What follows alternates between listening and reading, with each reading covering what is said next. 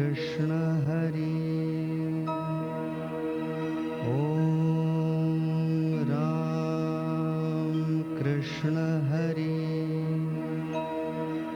ओम राम जीवासी परमसमाधान साक्षात दर्शन श्री शिवाचे जीवा शिवाची होता भेटी मावळोनी ज्ञाता ज्ञेयादी त्रिपुटी प्रकटे सोहम भाव प्रतीती उरे शेवटी ज्ञप्ती मात्र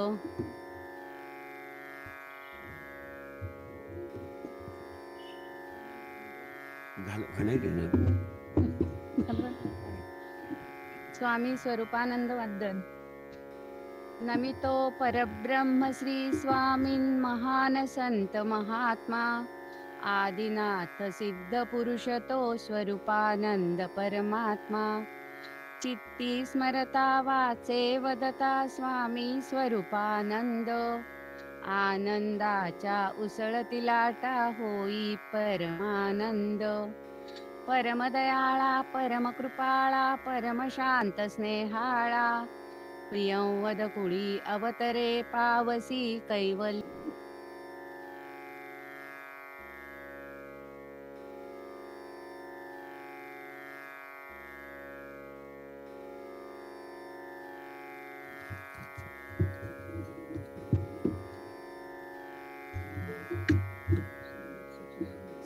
श्रीमद सच्चिदानंद सद्गुरु स्वामी स्वरूपानंद महाराज की जय। श्री ज्ञानदेव वंदन नमितो योगी थोर विरागी तत्वज्ञानी संत तो सत्कविवर परात्पर गुरु ज्ञानदेव भगवंत स्मरण चरण नमावे अनन्य भावे शरण रिघावे अहंकार सांडून जणी टाकावी तयावरुनिया काया कुरवंडून आणि पहावे नितांत सुंदर तेजोमय ते रूप सहज साधनी नित्य रंगुनी व्हावे मग तद्रूप ज्ञानेशाला नमिता झाला श्री सद्गुरुला तोष वरद हस्तमस्तकी ठेऊनी देई मज आदेश श्री ज्ञानेश्वरी गौरव श्री ज्ञानेश्वरी अमृतगंगा बहुत सुकृते लाभली जगा पावन करी अंतरंगा अंग प्रत्यंगा जीवाचिया भक्तिभावे करिता स्नान निर्मल होय अंतःकरण जीवासी परम समाधान साक्षात दर्शन श्री शिवाचे जीवा शिवाची होता भेटी मावळोनी ज्ञाता ज्ञेयादी त्रिपुटी प्रकटे सोहम भाव प्रतीती उरे शेवटी ज्ञप्ती मात्र स्वामी स्वरूपानंद वंदन नमितो परब्रह्म श्री स्वामीन महान संत महात्मा आदिनाथ सिद्ध पुरुष तो ओम स्वस्ति श्री गणेशाय नमः। ओम श्री सरस्वत्यै नमः। ओम नमः श्री परमहंसास्वादित चरणकमलचिन्मकरन्दाय भक्तजनमानस निवासाय श्रीरामचन्द्राय नमामि सद्गुरुं शान्तं सच्चिदानन्दविग्रहं पूर्णब्रह्मपरानन्द मीशमालन्दिवल्लभम् ॐ पूर्णमदः पूर्णमिदं पूर्णात् पूर्णमुदच्यते पूर्णस्य पूर्णमादाय पूर्णमेवावशिष्यते ॐ शान्तिः शान्तिः शांती। अकारण करुणावरुणालय भगवंताच्या असीम कृपेने साधकांचे मायबाप कैवल्य साम्राज्य चक्रवर्ती संत सम्राट विश्वमाऊली ज्ञानोबा रायांच्या पवित्र वाङ्मयीन कृतीचं ग्रंथराज ज्ञानेश्वरीचं चिंतन करण्याकरता आपण प्रवृत्त झालेलो आहोत। आणि 15व्या अध्यायाचं चिंतन आपलं चाललेलं आहे. कालपर्यंत भगवंताने असा विचार सांगितलेला आहे की मी सर्वांकरता समान आहे, परंतु जे ज्ञानी आहेत ते मला जाणतात, त्यामुळे मी ब्रह्मरूपाने त्यांच्याकरता सुख आहे, आणि जे अज्ञानी आहेत ते जगदरूपाने मला पाहतात म्हणून त्यांच्याकरता मी दुःख आहे. वस्तुतः मी कसा आहे तर या संबंधामध्ये पुढील विचार सांगतात.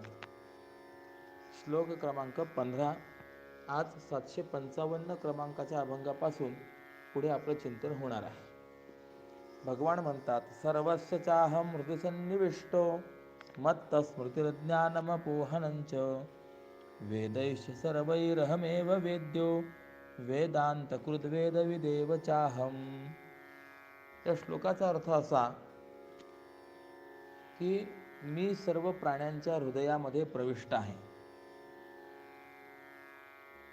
आणि म्हणून सर्व प्राण्यांना स्मृती, ज्ञान आणि त्यांचा अभाव ज्याच्यामध्ये आहे असं अज्ञान हे माझ्यापासूनच होतं.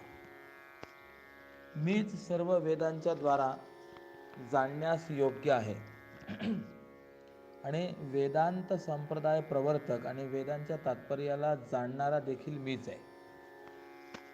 यावर व्याख्यान करताना स्वामीजी म्हणतात, अमुकामी ऐसे बुद्धीचे स्फुरण होय रात्रंदिन सर्वांतरी ते तो पार्था जाण पाहता तत्वता स्वरूप सर्वथा माझे चिगा. अभंगाचा अर्थ असा की एरवी जर आपण विचार करून पाहिलं तर सर्वांच्या हृदय देशात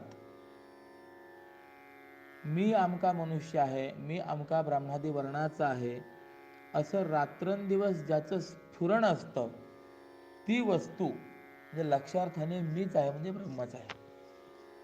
प्रत्येकाच्या ठिकाणी मी मी मी असा अहम प्रत्यय आहे की नाही? मग असा अहम प्रत्ययात्मक असलेली जी काही वस्तू आहे ती वस्तू म्हणजेच मी आहे. म्हणजे आपल्या ठिकाणी असलेला जो काही अहम भाव आहे तो अहम भाव म्हणजेच मी आहे, ते ब्रह्म आहे, ते देवाचं स्वरूप आहे. बघा, मी आहे हे आत्म्याचं सामान्य ज्ञान आहे. मी अमका देहवान मनुष्य आहे किंवा मी ब्राह्मणादी वर्णाचा आहे हे आत्म्याचं देहाधिकांशी संबद्ध आणि आध्यात्मिक असे विशेष ज्ञान आहे. आणि देहादी आत्मा नसून मी म्हणजे आत्मा ब्रह्म आहे हे ज्ञान म्हणजे पारमार्थिक आणि विशेष ज्ञान आहे. गंमत अशी आहे की मी कुणाला कळत नाही. तसं जर पाहिलं तर मी सर्वांना कळतो. अगदी वेड्याला जरी विचारलं तरी त्याला मी कळतो. परंतु प्रत्येकाला कळणारा मी जो आहे हा वेगळ्या स्वरूपाचा आहे. कुणालाही विचारलं तुम्ही कोण, तर सांगेल मी माणूस आहे. एखादा सांगेल मी डॉक्टर आहे, मी वकील आहे. प्रश्न असा आहे की हा तुझा व्यवसाय आहे का तुझं स्वरूप आहे? अर्थात मी हा प्रत्यय, अहम प्रत्यय प्रत्येकाच्या ठिकाणी आहे, परंतु तो मी मानण्यामध्ये भेद आहे. म्हणून मी हा सर्वांना कळतो आणि मी हा संतांशिवाय कुणाला कळत नाही. अशा दोन बाजू आपल्याला पाहायला मिळतील. म्हणून संतांना कळायला मी कसा आहे? मी तो वासुदेव तत्वता कळो येईल विचारिता. मी तो परमात्मा आहे असं हे विचारांती आपल्याला लक्षात येईल असं सांगतात. मग ते असं जे मीचं ज्ञान आहे, तो जो मी आहे तो म्हणजे परब्रह्म आहे. परंतु आता समजावून सांगतात की असं ब्रह्मरूपाने अहम प्रत्ययाचं मीचं ज्ञान होण्याकरता काय करावं लागतं? परी घडोनिया संतांची संगती, रिघोनिया मती योगज्ञानी, सद्गुरुचरण उपासिता जान वैराग्य बाणून अंतरात. म्हणजे तो मी म्हणजेच आत्मा आहे हे कळण्याकरता श्रोत्रिय आणि ब्रह्मनिष्ठ अशा संतांच्या संगतीत राहिलं पाहिजे. आणि त्याच संतांना सद्गुरु बुद्धीने शरण जाऊन त्या गुरूंच्या चरणांशी वैराग्यपूर्वक सेवा केली असता. आणि योग म्हणजे मी ब्रह्म आहे असं अखंडाकार वृत्तिरूप ध्यान, आणि ज्ञान म्हणजे महावाक्य प्रमाणजन्य अखंडाकार वृत्तिरूप ज्ञान, या जोड साधनात प्रवेश केल्यानंतर मग त्या मीचं ज्ञान होत असतं. योग आणि ज्ञान ह्या दोन गोष्टी सांगितलेल्या आहेत की नाही. तर योग शब्दाचा अर्थ काय आहे?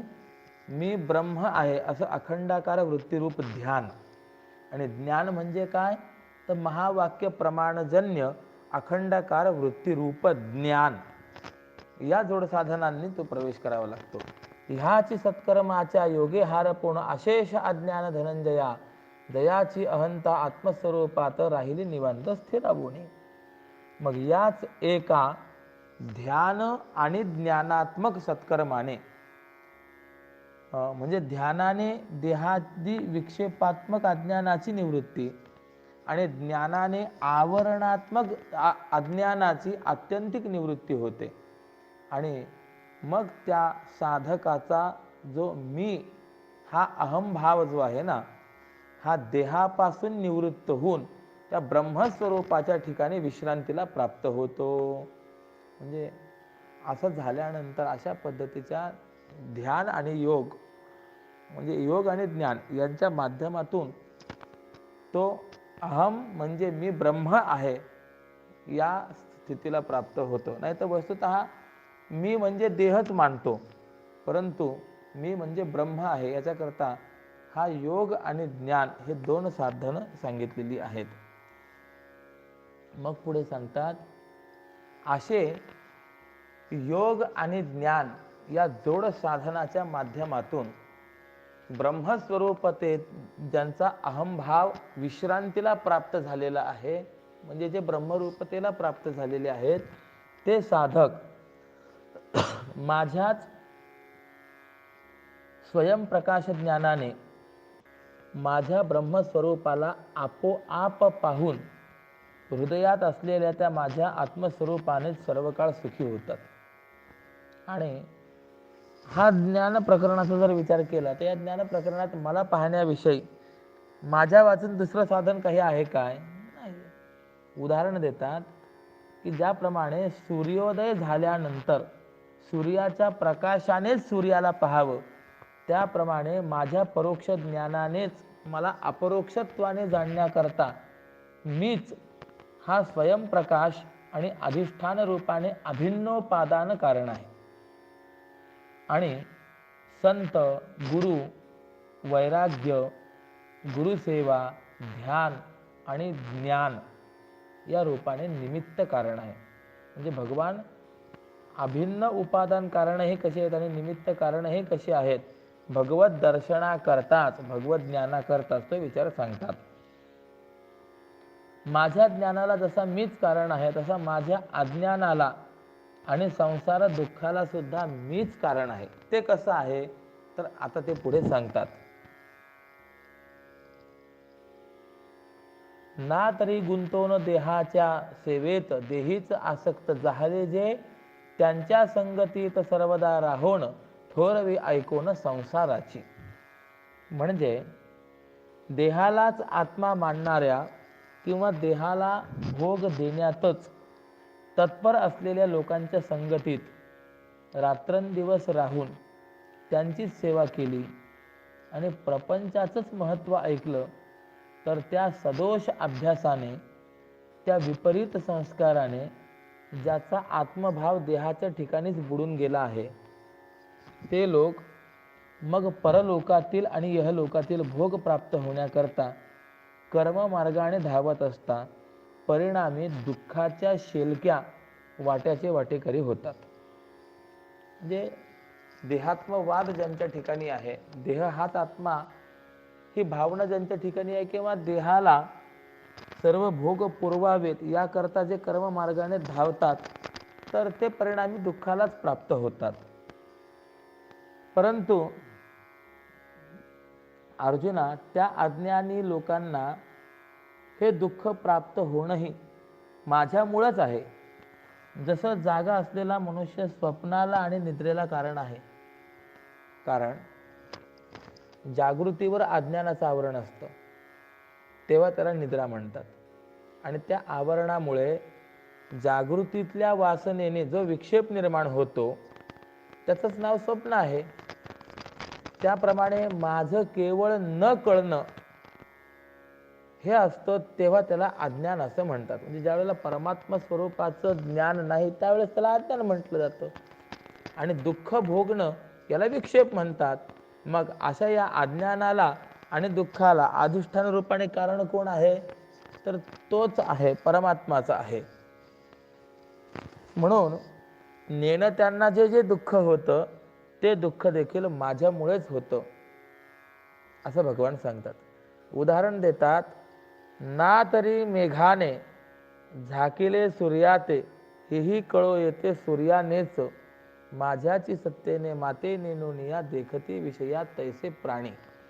म्हणजे आभाळाने सूर्य जेव्हा आच्छादित झालेला असतो तेव्हा तो आच्छादित सूर्य देखील सूर्याच्या सामान्य प्रकाशाने जाणला जातो. सूर्य हा आभाळाने झाकल्या गेलेला आहे हे कशाने कळतं? तर सूर्याच्याच प्रकाशाने जाणलं जातं की नाही. त्याप्रमाणे प्राणी जे आहेत त्यांनी मला न जाणता विषय हे सुखरूप आहेत असं ते स्वतःच्या कल्पनेनेच ठरवलेलं असतं, ते देखील माझ्या अधिष्ठानभूत सत्ता प्रकाशामुळेच. म्हणून अर्जुना, याप्रमाणे जागृतीच्या अज्ञानाने निद्रा आणि ज्ञानाने जागृती प्राप्त होते. निद्रेला आणि जागृतीला सामान्य अधिष्ठानभूत अज्ञात आणि ज्ञात जागृतीच जशी कारण आहे, त्याप्रमाणे जीवांना होणाऱ्या या माझ्याविषयीच्या ज्ञानाला आणि अज्ञानाला सामान्य रूपाने मीच कारण आहे. उदाहरण देतात की ज्याप्रमाणे सर्पाच्या भ्रमाला आणि दोरीच्या ज्ञानाला, म्हणजे दोरीच्या वास्तविक ज्ञानाला जसा दोरच मूळ कारण आहे, त्याप्रमाणे कोणत्याही वृत्ती ज्ञानाच्या व्यवहाराला मीच सर्व काळ अधिष्ठानभूत असतो. अर्जुना, याप्रमाणे माझं स्वरूप हे अत्यंत गूढ आहे. म्हणून मी जसा आहे तसा मला संपूर्णपणाने जाणण्याकरता वेद प्रवृत्त झाला, पण त्याला माझं एकदम आणि समग्र ज्ञान झालं नाही. म्हणून क्रमाक्रमाने मला जाणण्याकरता त्याच्या ऋग्वेद, यजुर्वेद, सामवेद आणि अथर्ववेद अशा शाखा झाल्या. आणि मग त्या 4 प्रकारच्या शाखांनी मीच जाणला जातो. हे त्रैकालिक सत्य आहे. म्हणजे परमात्मा हा वेद्य आहे, वेदांत वेद्य आहे. वेदांचं तात्पर्य परमात्मा ज्ञापन करून देण्यातच आहे, परमात्मा ज्ञानातच आहे. आणि हे कसं, तर उदाहरण देतात की ज्याप्रमाणे पूर्व पश्चिम वाहिनी नद्यांना एक समुद्रच जसं संगमाचं स्थान आहे, त्याप्रमाणे सर्वांनी मीच एक जाणण्यासारखं आहे. कर्म आणि उपासना हे 2 वेदांचे लघु सिद्धांत आहेत. आणि एक अद्वितीय ब्रह्म हा महासिद्धांत आहे. म्हणून या महासिद्धांताजवळ वेद आपल्या शब्दासह हरपून जातात. ज्याप्रमाणे गंधासहित वाऱ्याच्या लहरी आकाशामध्ये जिरून जातात, त्याप्रमाणे हे वेद जे आहेत तर या महासिद्धांताजवळ आपल्या शब्दांसह हरपून जातात. त्याचप्रमाणे सर्वच श्रुती परमात्म्याला पाहून जणू लाजल्यासारख्या निवांत बसतात. परंतु लोक जेव्हा भोगासक्त, देहात्मवादी आणि केवळ प्रत्यक्ष प्रमाणवादी होतात, तेव्हा वेदार्थ ज्ञानाचा लोप होतो. आणि मग मीच सगुण साकार रूपाने किंवा श्री गुरूंच्या रूपाने प्रगट होऊन संप्रदाय प्रवर्तक होतो आणि वेदांचा यथायोग्य अर्थ प्रकट करतो. प्रकट होणे तेव्हा तेथे यथातथ्य वर्णाया सामर्थ्य देई मीच. वेदान समवेत अशेष ही जग हारपते मग जिये ठाई. तेगा निज ज्ञान निर्मल पवित्र जाणावया पात्र माझा मीच. पुढे सांगतात की गुरुकृपेने ब्रह्मज्ञान झाल्यानंतर अविद्येसह आणि वेदांसह संपूर्ण जगत ज्या ज्ञानामध्ये अत्यंता भावरूप होतं म्हणजे लीन होतं ते शुद्ध ब्रह्मज्ञान जाणणारा देखील मीच आहे. याला उदाहरण देतात, जैसे झोपेतून जाग येता पूर्ण. ज्याप्रमाणे झोपलेल्याला जेव्हा जाग केलं जातं तेव्हा स्वप्नातील नानात्व खरोखर नाही असं होतं, पण त्याबरोबरच आपलं एकत्वही अनुभवाला येतं.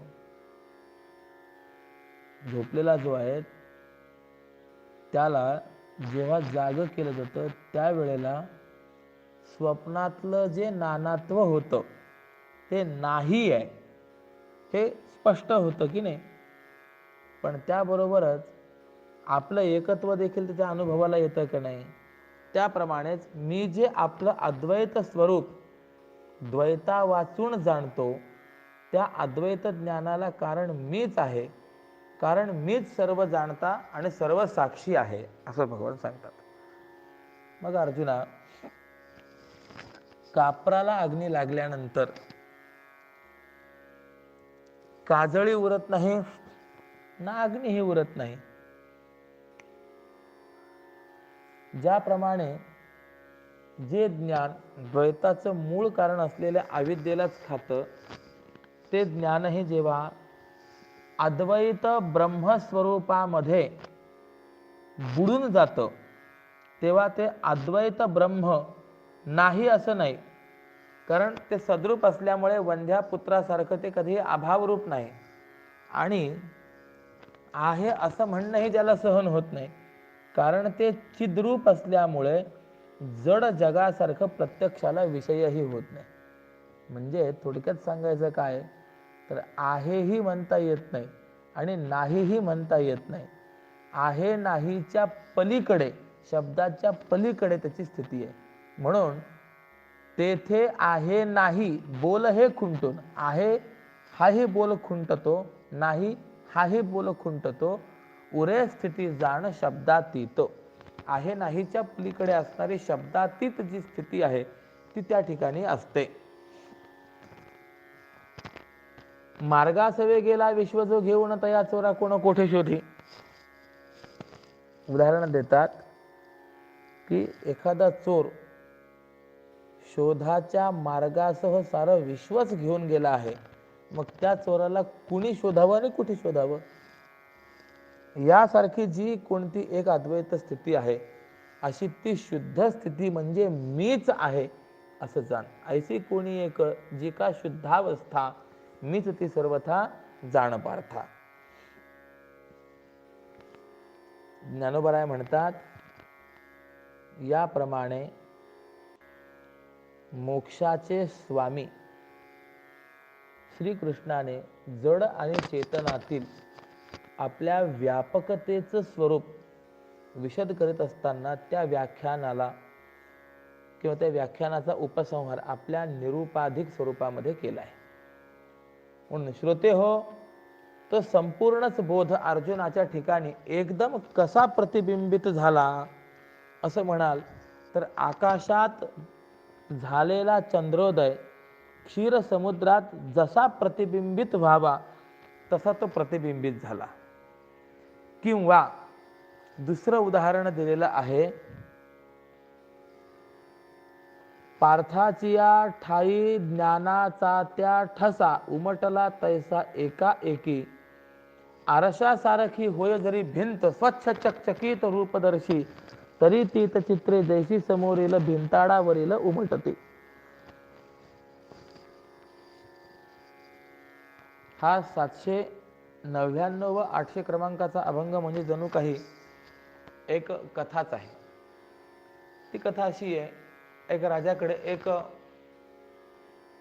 चित्रकार आला, चांगला कलाकार होता. त्याने राजाला आव्हान दिलं की मी आपल्या दालनामध्ये चित्र काढतो आणि आपल्या राज्यातील चित्रकारांना माझ्यासारखं चित्र काढून दाखवायला सांगावं. जर त्यांनी हुबेहूब माझ्यासारखं चित्र काढून दाखवलं तर मी कायमस्वरूपी आपला दास होऊन राहील, आणि जर आपल्या राज्यातील चित्रकारांना माझ्यासारखं चित्र काढता आलं नाही तर आपण आपलं अर्ध राज्य मला प्रदान करावं. आता त्यावेळेला त्या राजासमोर मोठा प्रश्न पडला की काय करावं. आव्हान तर स्वीकारावं लागलं. म्हणून राजेसाहेबांनी आपल्या सुंदर दालनामध्ये त्याला चित्र काढायला सांगितलं. चित्र काढलं आणि आपल्या राज्यातील अनेक मोठ्या मोठ्या नामवंत कलाकारांना, चित्रकारांना बोलावून घेतलं. प्रत्येकाने यावं, चित्र पाहावं, परंतु नाही, असं चित्र आम्ही काढू शकत नाही, अशी आपली असमर्थता व्यक्त करावी, निघून जावं. आता राजा चिंतित पडला, काय करावं.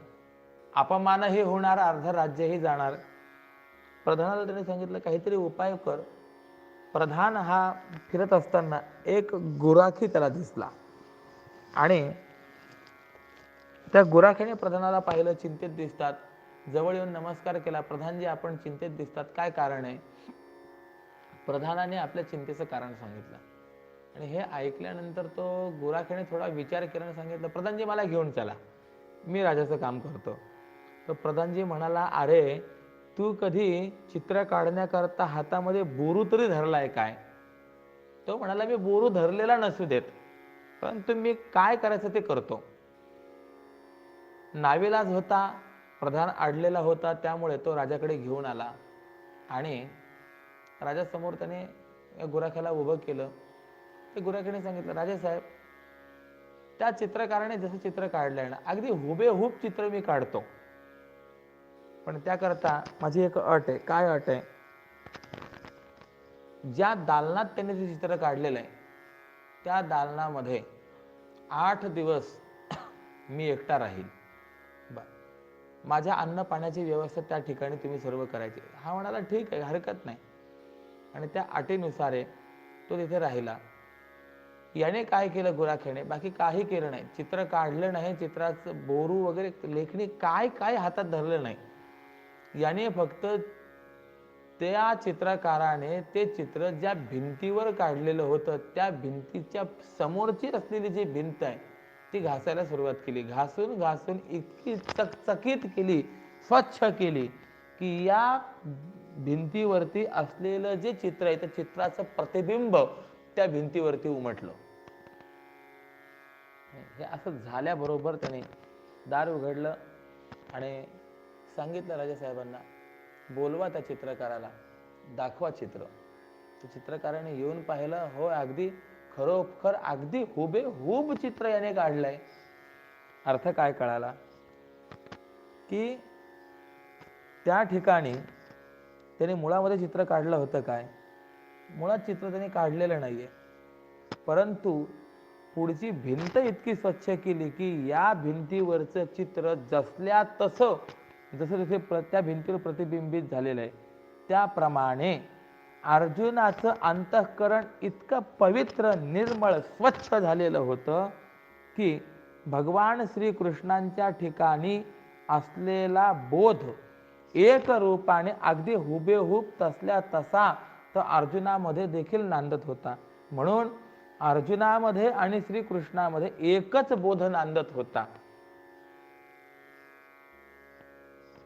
का प्रतिभिंती चोखटे समोरील चित्र उमटे, तैसा अर्जुने आणि वैकुंठे नांदत असे बोधू.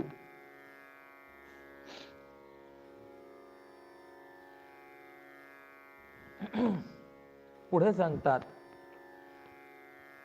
परब्रह्मरूप कैसे विलक्षण, जो जो आकलन होय त्याचे, तो तो तेथे गोडी वाढतची जाय, म्हणून या राय साधकांचा. पण धन्य आहे की एखादी चांगली वस्तू जशी जशी अनुभवली जाते तशी तशी त्या वस्तूविषयीच्या गोडीला अधिक बळकटी येते. हा केवळ वस्तूचा स्वभाव आहे. पुन्हा पुन्हा गोडी निर्माण करणे हे चांगल्या वस्तूचं नैसर्गिक सामर्थ्य आहे. म्हणून हे अनुभव्यांचा राजा अर्जुन म्हणाला, महाराज, आपण आपलं व्यापकपण सांगत असताना प्रसंगाने आत्ताच जे देवांनी निरुपाधिक स्वरूप सांगितलं आहे तेच पुन्हा एक वेळ संशयाला जागा नसलेल्या पद्धतीने मला सांगण्याचं करावं. म्हणजे जे निरुपाधिक स्वरूप तुम्ही आता मला सांगितलंय ना, ते पुन्हा संशयाला जागाही शिल्लक राहणार नाही अशा पद्धतीने मला पुन्हा सांगावं. मग यावर द्वारकाधीश भगवान म्हणाले की अर्जुना, हा प्रश्न विचारून तू चांगलं केलंस म्हणे. अरे मला देखील कोणाशी तरी मोठ्या आवडीने अखंड बोलत राहावं असं वाटतं, पण काय करावं? या संबंधाविषयी किंवा या विषयासंबंधी विचारणारा भेटतच नाही ना. म्हणून आज माझ्या इच्छेचं फळ म्हणून तूच एकटा भेटलायस, कारण तूच शुद्ध निरुपाधिक स्वरूपाच्या संबंधी तोंड भरून विचारण्याकरता पुढे आला आहेस. आणि तू मला प्रश्न करून जे अद्वैत स्थिती प्राप्त झाल्यानंतरही भोगावं असं ते संशय भ्रमाची मलिनता व धूळ नसलेल्या शुद्ध अनुभवाचं आणि दुःखरहित किंवा विरजलेलं घनवट सुख मला देत आहेस.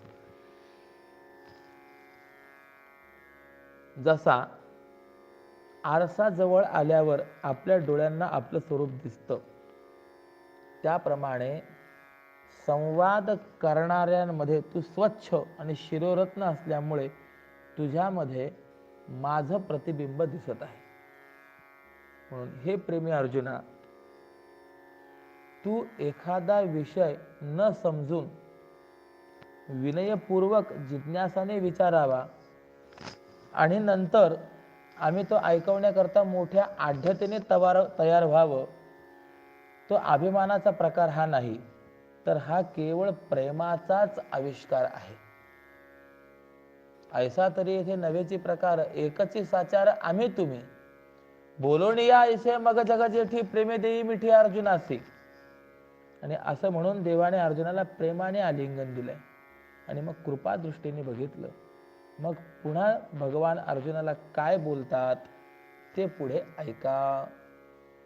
म्हणे दोही ओठी एकची बोलणे, एकची चालणे दोही पायी, तैसे तुझे माझे पुसणे सांगणे होय एकपणे धनंजया. अरे दोन्ही ओठांनी जसं एक बोलणं असतं किंवा दोन्ही पायांनी एक चालणं असतं, त्याप्रमाणे अर्जुना तुझं विचारणं आणि माझं सांगणं हे एक स्वरूपाचंच आहे. याप्रमाणे आम्ही व तुम्ही एका अद्वैत अर्थाला पाहावं. या निरुपाधिक स्वरूपाच्या विषयात पुसणारा आणि सांगणारा म्हणजे विचारणारा आणि सांगणारा हे दोघं एकच असतात. इथे भगवान अशा अभिप्रायाने बोलतात की अर्जुना, देहादी उपाधींच्या दृष्टीने माझ्यात आणि तुझ्यामध्ये भेद जरी दिसत असला तरी दोघांमध्ये निरुपाधिक ब्रह्म हे एक असल्यामुळे ब्रह्मदृष्टीने आपण दोघं एक आहोत. आणि असं बोलल्यानंतर भगवान अर्जुनाच्या प्रेमाने असा काही वेळा झाला की अर्जुनाला आलिंगन देऊन एकदम स्तब्ध झाला. आणि मग भ्याला आणि मग म्हणाला की अरे, हे ऐक्य प्राप्त करून देणारं प्रेम इथे उपयोगाचं नाही आहे. कारण की जर ऐक्य प्राप्त झालं तर सांगता येईल काय? सांगता येणार नाही.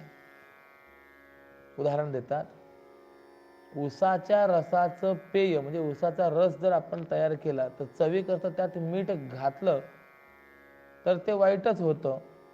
त्याप्रमाणे या ऐक्यामुळे संवाद सुखाची रसावळी नष्ट होईल. आधीच आम्हा नरनारायणामध्ये काहीही भेद नाही, कारण पूर्वी आम्ही दोघांनी बद्रिकाश्रमामध्ये नरनारायणांच्या रूपाने तपश्चर्या केली होती आणि त्यामुळे आमच्या दोघातील स्वरूपतः भेद आधीच संपला होता आणि तेच आम्ही आता असल्याने आमच्यामध्ये आणि या अर्जुनामध्ये काही भेद नाही, परंतु आता मात्र हा ऐक्य प्रेमाचा वेग माझ्या ठिकाणी जिरून जावो. भगवान श्रीकृष्ण आणि अर्जुन म्हणजे नरनारायणाची जोडी आहे. अर्जुन खरा नर.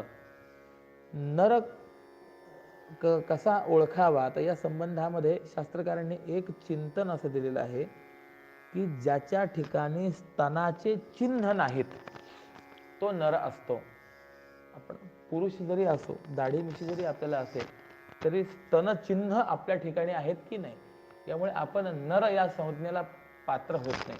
घोडा हा नर आहे आणि अर्जुन हा नर आहे. म्हणून भगवान विचार करतात की हे आमची नरनारायणाची जोडीच आहे, म्हणून आमच्यात तर भेद नाहीच आहे, पण हा असलेला ऐक्य प्रेमाचा वेग जो आहे तो या ठिकाणी जिरून जाऊ. आणि या विचाराने भगवान श्रीकृष्ण अर्जुनाला एकदा म्हणाले, तू प्रश्न कोणत्या विषयासंबंधी केलास तो पुन्हा एकदा सांग पाहू. आणि मग भगवान श्रीकृष्णाने दिलेल्या ऐक्याच्या आलिंगनाने जो अर्जुन देहबुद्धी जाऊन श्रीकृष्ण स्वरूपामध्ये तन्मय झाला होता, तो पुन्हा आपण केलेल्या प्रश्नांची उत्तर ऐकण्याकरता देहबुद्धीवर आला.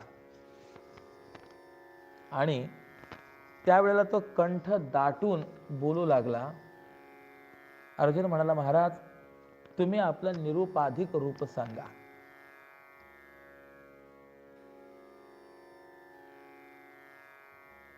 उपाधी रहित स्वरूप आपले मज सांगा भले विवरवणी.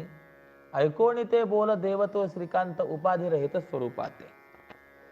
माऊली म्हणतात, अर्जुनाच्या या बोलण्याने ते शारंग नावाचा धनुष्य धारण करणारे शारंग पाणी भगवान श्रीकृष्ण निरुपाधिक रूप सांगण्याकरताच दोन प्रकारांनी उपाधीचं निरूपण करते झाले.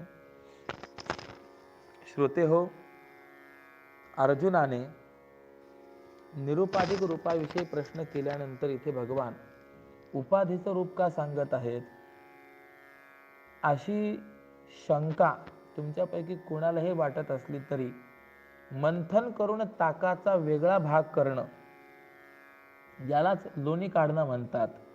किंवा सोन्याच्या शुद्धीकरता किडाळ ज्याप्रमाणे शोधून वेगळं करावं लागतं, किंवा हाताने बाबुळीच लोटावी लागते पण पाणी निर्माण करावं लागत नाही, कारण ते तर आयतच असतं, किंवा वाऱ्याने आभाळच जावं लागतं, तर ते आकाश स्वतः सिद्धच आहे.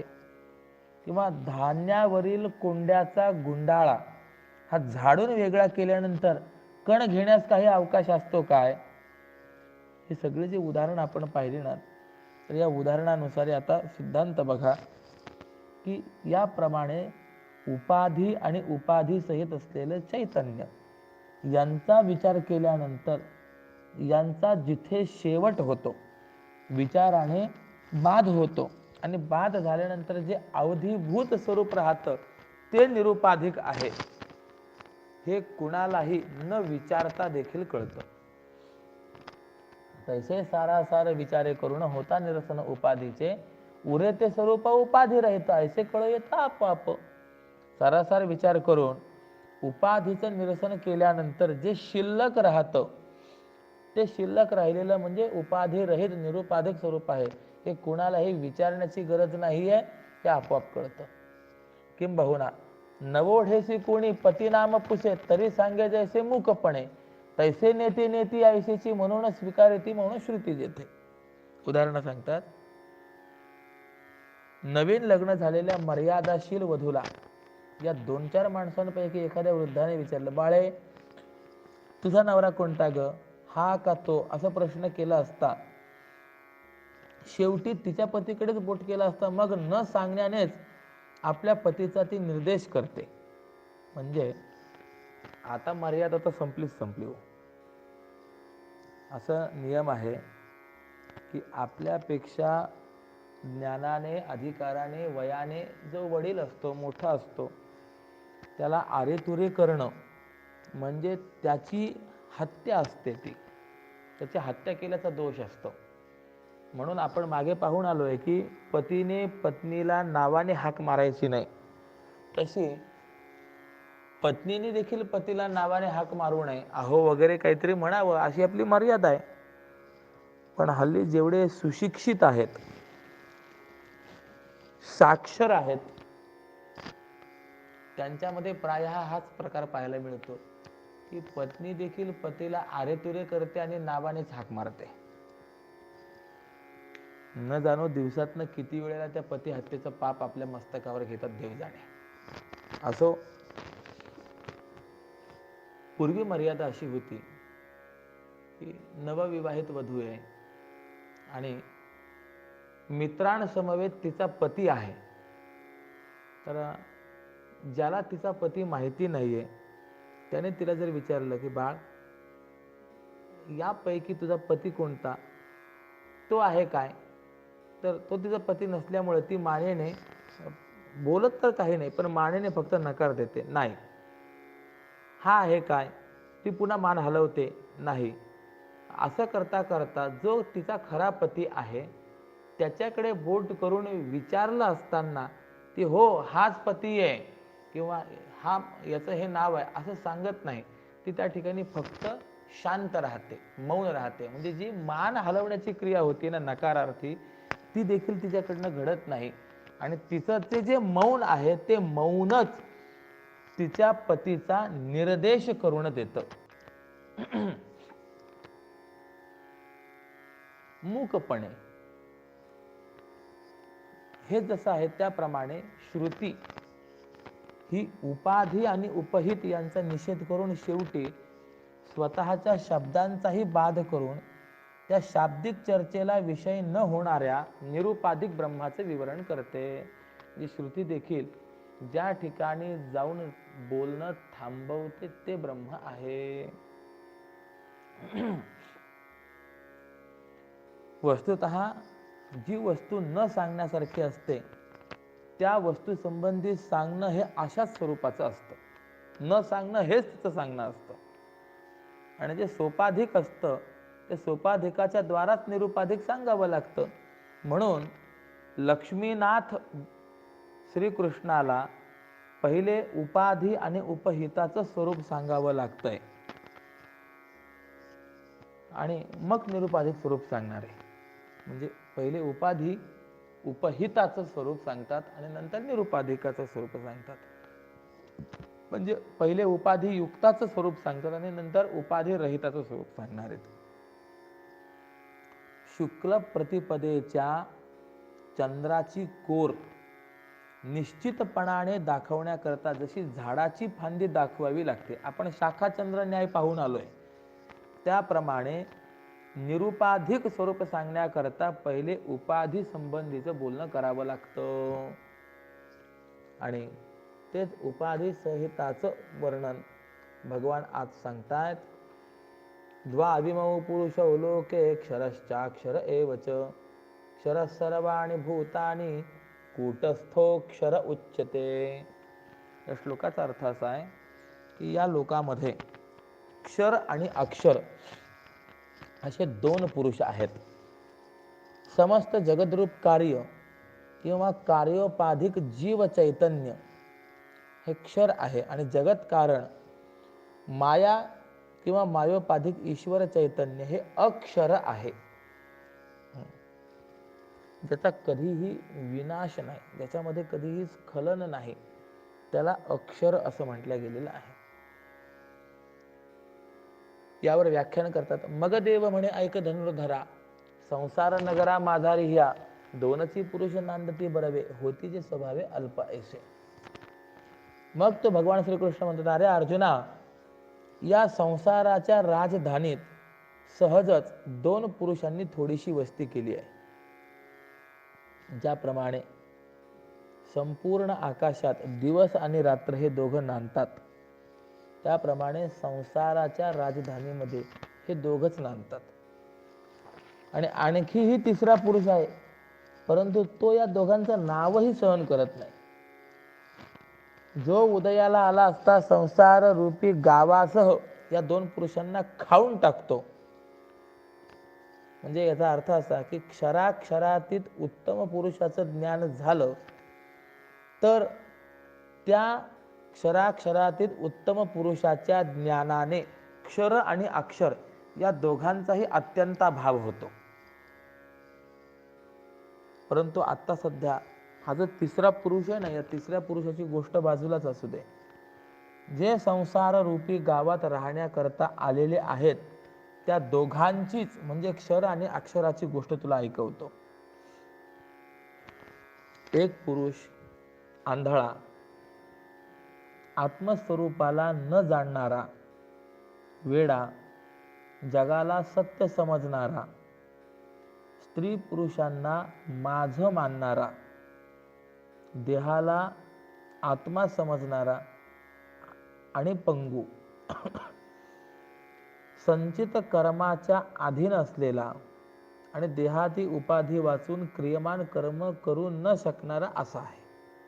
म्हणजे आता हे जे काही दोन पुरुष सांगायचे ना, त्यापैकी एक पुरुष कसा आहे, आता मी सांगितल्याप्रमाणे अशा पद्धतीचा आहे.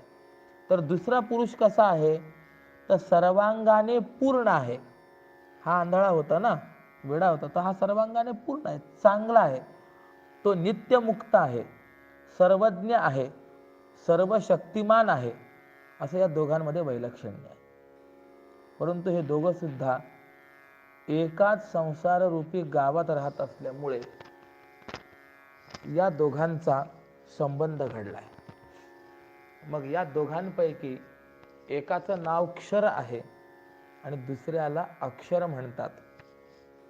आणि या दोघांनीच सर्व संसार व्यापलेला आहे. एका नामक्षर एक तो अक्षर, कोणत्याला संसार, दोघांनीच. मग आता त्यापैकी क्षर पुरुष कोणता आणि अक्षर पुरुष कोणता, या दोघांचं लक्षण जे आहे त्यांचं अभिप्रायासह पूर्ण विवेचन करतो म्हणे. तोचे अभिप्राय विस्तारे संपूर्ण सांगू विवरण ऐका आता. तरी जे जे काही येथे धनुर्धरा महत अहंकारापासून या तृणाग्रापर्यंत जगत जंगम स्थावर असे सानथोर विस्तारले. म्हणजे अर्जुना, महत तत्व अहंकारादी प्राथमिक कार्यापासून गवतापर्यंत, म्हणजे गवत ज्याच्या शेवटी आहे अशा अंतिम कार्याच्या टोकापर्यंत जे जे काही लहान मोठं आहे किंवा जंगम स्थावर आहे, किंबहुना मन बुद्धीला जे विषम होतं, जेवढं पंचमहाभूतांपासून उत्पन्न होतं, जे नामरूपांच्या कक्षेत सापडतं, किंवा जे जे सत्व रज तम या त्रिगुणांच्या कामधंद्यात पडलेलं आहे, किंवा जरायुज, अंडज, स्वेदज, उद्भिज्ज असे 4 प्रकारच्या ठशांचे नाणे ज्या सोन्यापासून निर्माण होते, किंवा काळ ज्या कवड्यांनी जन्ममरणांचा जुगार खेळतो, किंवा ज्याचं ज्ञान विपरीत आहे आणि किंवा जे जे काही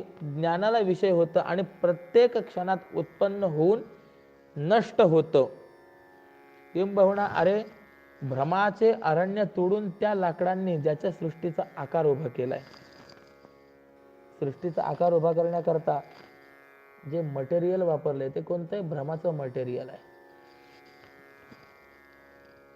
किंबहुना थोडक्यात सांगायचं म्हणजे ज्याला जग हे नाव आहे, किंवा 8 प्रकारांनी भिन्न अशा प्रकृतीच्या रूपाने जे 7व्या अध्यायात सांगितलंय, ज्याचं 13व्या अध्यायामध्ये क्षेत्राच्या रूपाने 36 संख्येने भाग केलेत, हे मागचंच किती म्हणून सांगावं. किंबहुना अरे आत्ताच या 15व्या अध्यायामध्ये सुद्धा वृक्षाच्या रूपाने, रूपकाच्या पद्धतीने ज्याचं निरूपण केलंय, असं ते आकाराला प्राप्त झालेलं संपूर्ण जगतच आपल्या राहण्याचं गाव आहे अशी कल्पना करून ते जीव चैतन्य जगदंतःपाती स्थूल सूक्ष्म आणि कारण या शरीरांशी तादात्म्य ठेवून त्या शरीरत्रयापासून जणू विकारी, जड आणि परिच्छिन्न झाला आहे. म्हणजे हे जीव चैतन्य जे आहे हे या जगताशी तादात्म्य करून स्वतः मुळामध्ये सच्चिदानंद स्वरूप असताना देखील असंच जड दुःख स्वरूप झालेलं आहे. म्हणून जणू काही विकारी, जड आणि परिच्छिन्न झालं. उदाहरण देतात, एक सिंह आपणच आडातल्या पाण्यात प्रतिबिंबित झाला आणि ते प्रतिबिंब पाहताच दुसरा प्रतिस्पर्धी सिंह आडात आहे अशा कल्पनेने रागवला आणि मोठ्या घाईने त्या प्रतिबिंब रूप सिंहाचा नाश करण्याकरता त्याने त्या आडात उडी घेतली. हे ज्याप्रमाणे किंवा पाण्यामध्ये सामान्य रूपाने आकाश आहेच, तरी पण त्या मूळच्या सामान्य आकाशाशिवाय त्या वरच्या आकाशाचं जसं पाण्यामध्ये वेगळं प्रतिबिंब पडतं, त्याप्रमाणे चैतन्य हे स्वगत सजातीय विजातीय भेदांनी शून्य असूनही, सर्वात व्यापक असूनही अंतःकरणामध्ये प्रतिबिंबित होऊन ते द्वैताने अधीन केलं जातं. आणि अर्जुना, याप्रमाणे हे जे साकार देह आहेत हेच आपलं राहण्याचं गाव आहे अशी कल्पना करून तिथे हा जीवात्मा आपल्या वास्तव ब्रह्मरूपाच्या अज्ञानाची झोप घेत असतो. एखाद्याने स्वप्नामध्ये शय्या बघावी आणि मग त्यावरच झोपी जाण्याचं करावं, त्याप्रमाणे देहरूपी नगरामध्ये आत्म्याचं शयन हे कल्पित आहे असं जाणावं. देहपुरी माझी करीतो शयन म्हणूनही जाणं पुरुष होतो आणि उपाधीशी तादात्म्यता त्याची झाली असे साची म्हणून या तयावरी मिथ्या क्षरत्वाचा आळ जरी तो केवळ नित्यसिद्ध.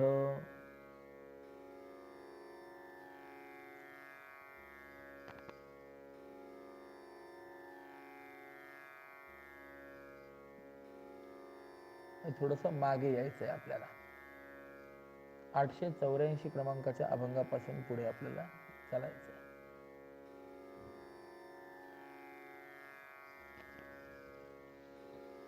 नंतर त्या अज्ञानाच्या आवरण आणि विक्षेपात्मक भराने लिंगदेहाशी तादात्म्य ठेवून मी सुखी मी दुःखी तो असं घोरतो आणि मी देह आहे आणि स्त्री पुत्र माझे आहेत अशा मानसिक व्यथेच्या बळाने मोठ्याने बडबडतो.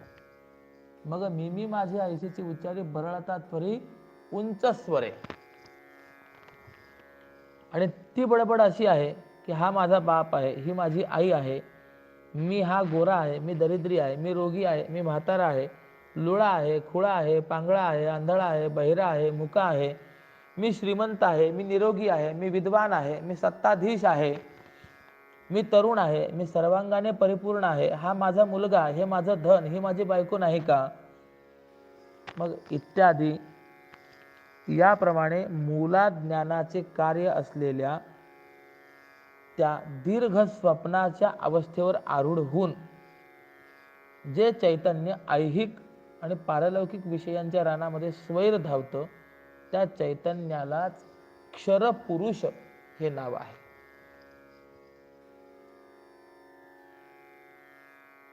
स्वर्ग संसाराच्या राणा माझी धावे तयासी म्हणावे क्षर ऐसे. काय आहे? अध्यासाचा विचार करत असताना केवळ धर्माध्यास, संबंध सहित धर्माध्यास, इंद्रियाध्यास असे अनेक प्रकारचे अध्यास वेदांत शास्त्राने सांगितलेले आहेत. उदाहरण सांगायचं असेल तर इंद्रिय विकल झाले असता हा स्वतःला विकल समजतो, म्हणून डोळ्याने अंधत्व आलं तर हा म्हणतो मी आंधळा झालो, परंतु वस्तुतः आत्मा आंधळा होतो काय? डोळे आंधळे होतात. मग असं त्या इंद्रियाचे जे विकार आहेत ते विकार आपलेच विकार मानणं हा इंद्रियाध्यास आहे, इंद्रिय धर्माध्यास आहे. मग अशा प्रकारचे इंद्रिय धर्माध्यास जो स्वतःच्या ठिकाणी मानून स्वतःला सुखी दुःखी समजतो आणि ऐहिक पारलौकिक विषयांच्या राणामध्ये स्वैर धावतो, त्याच चैतन्याला म्हणजे जीवाला क्षरपुरुष असं नाव आहे.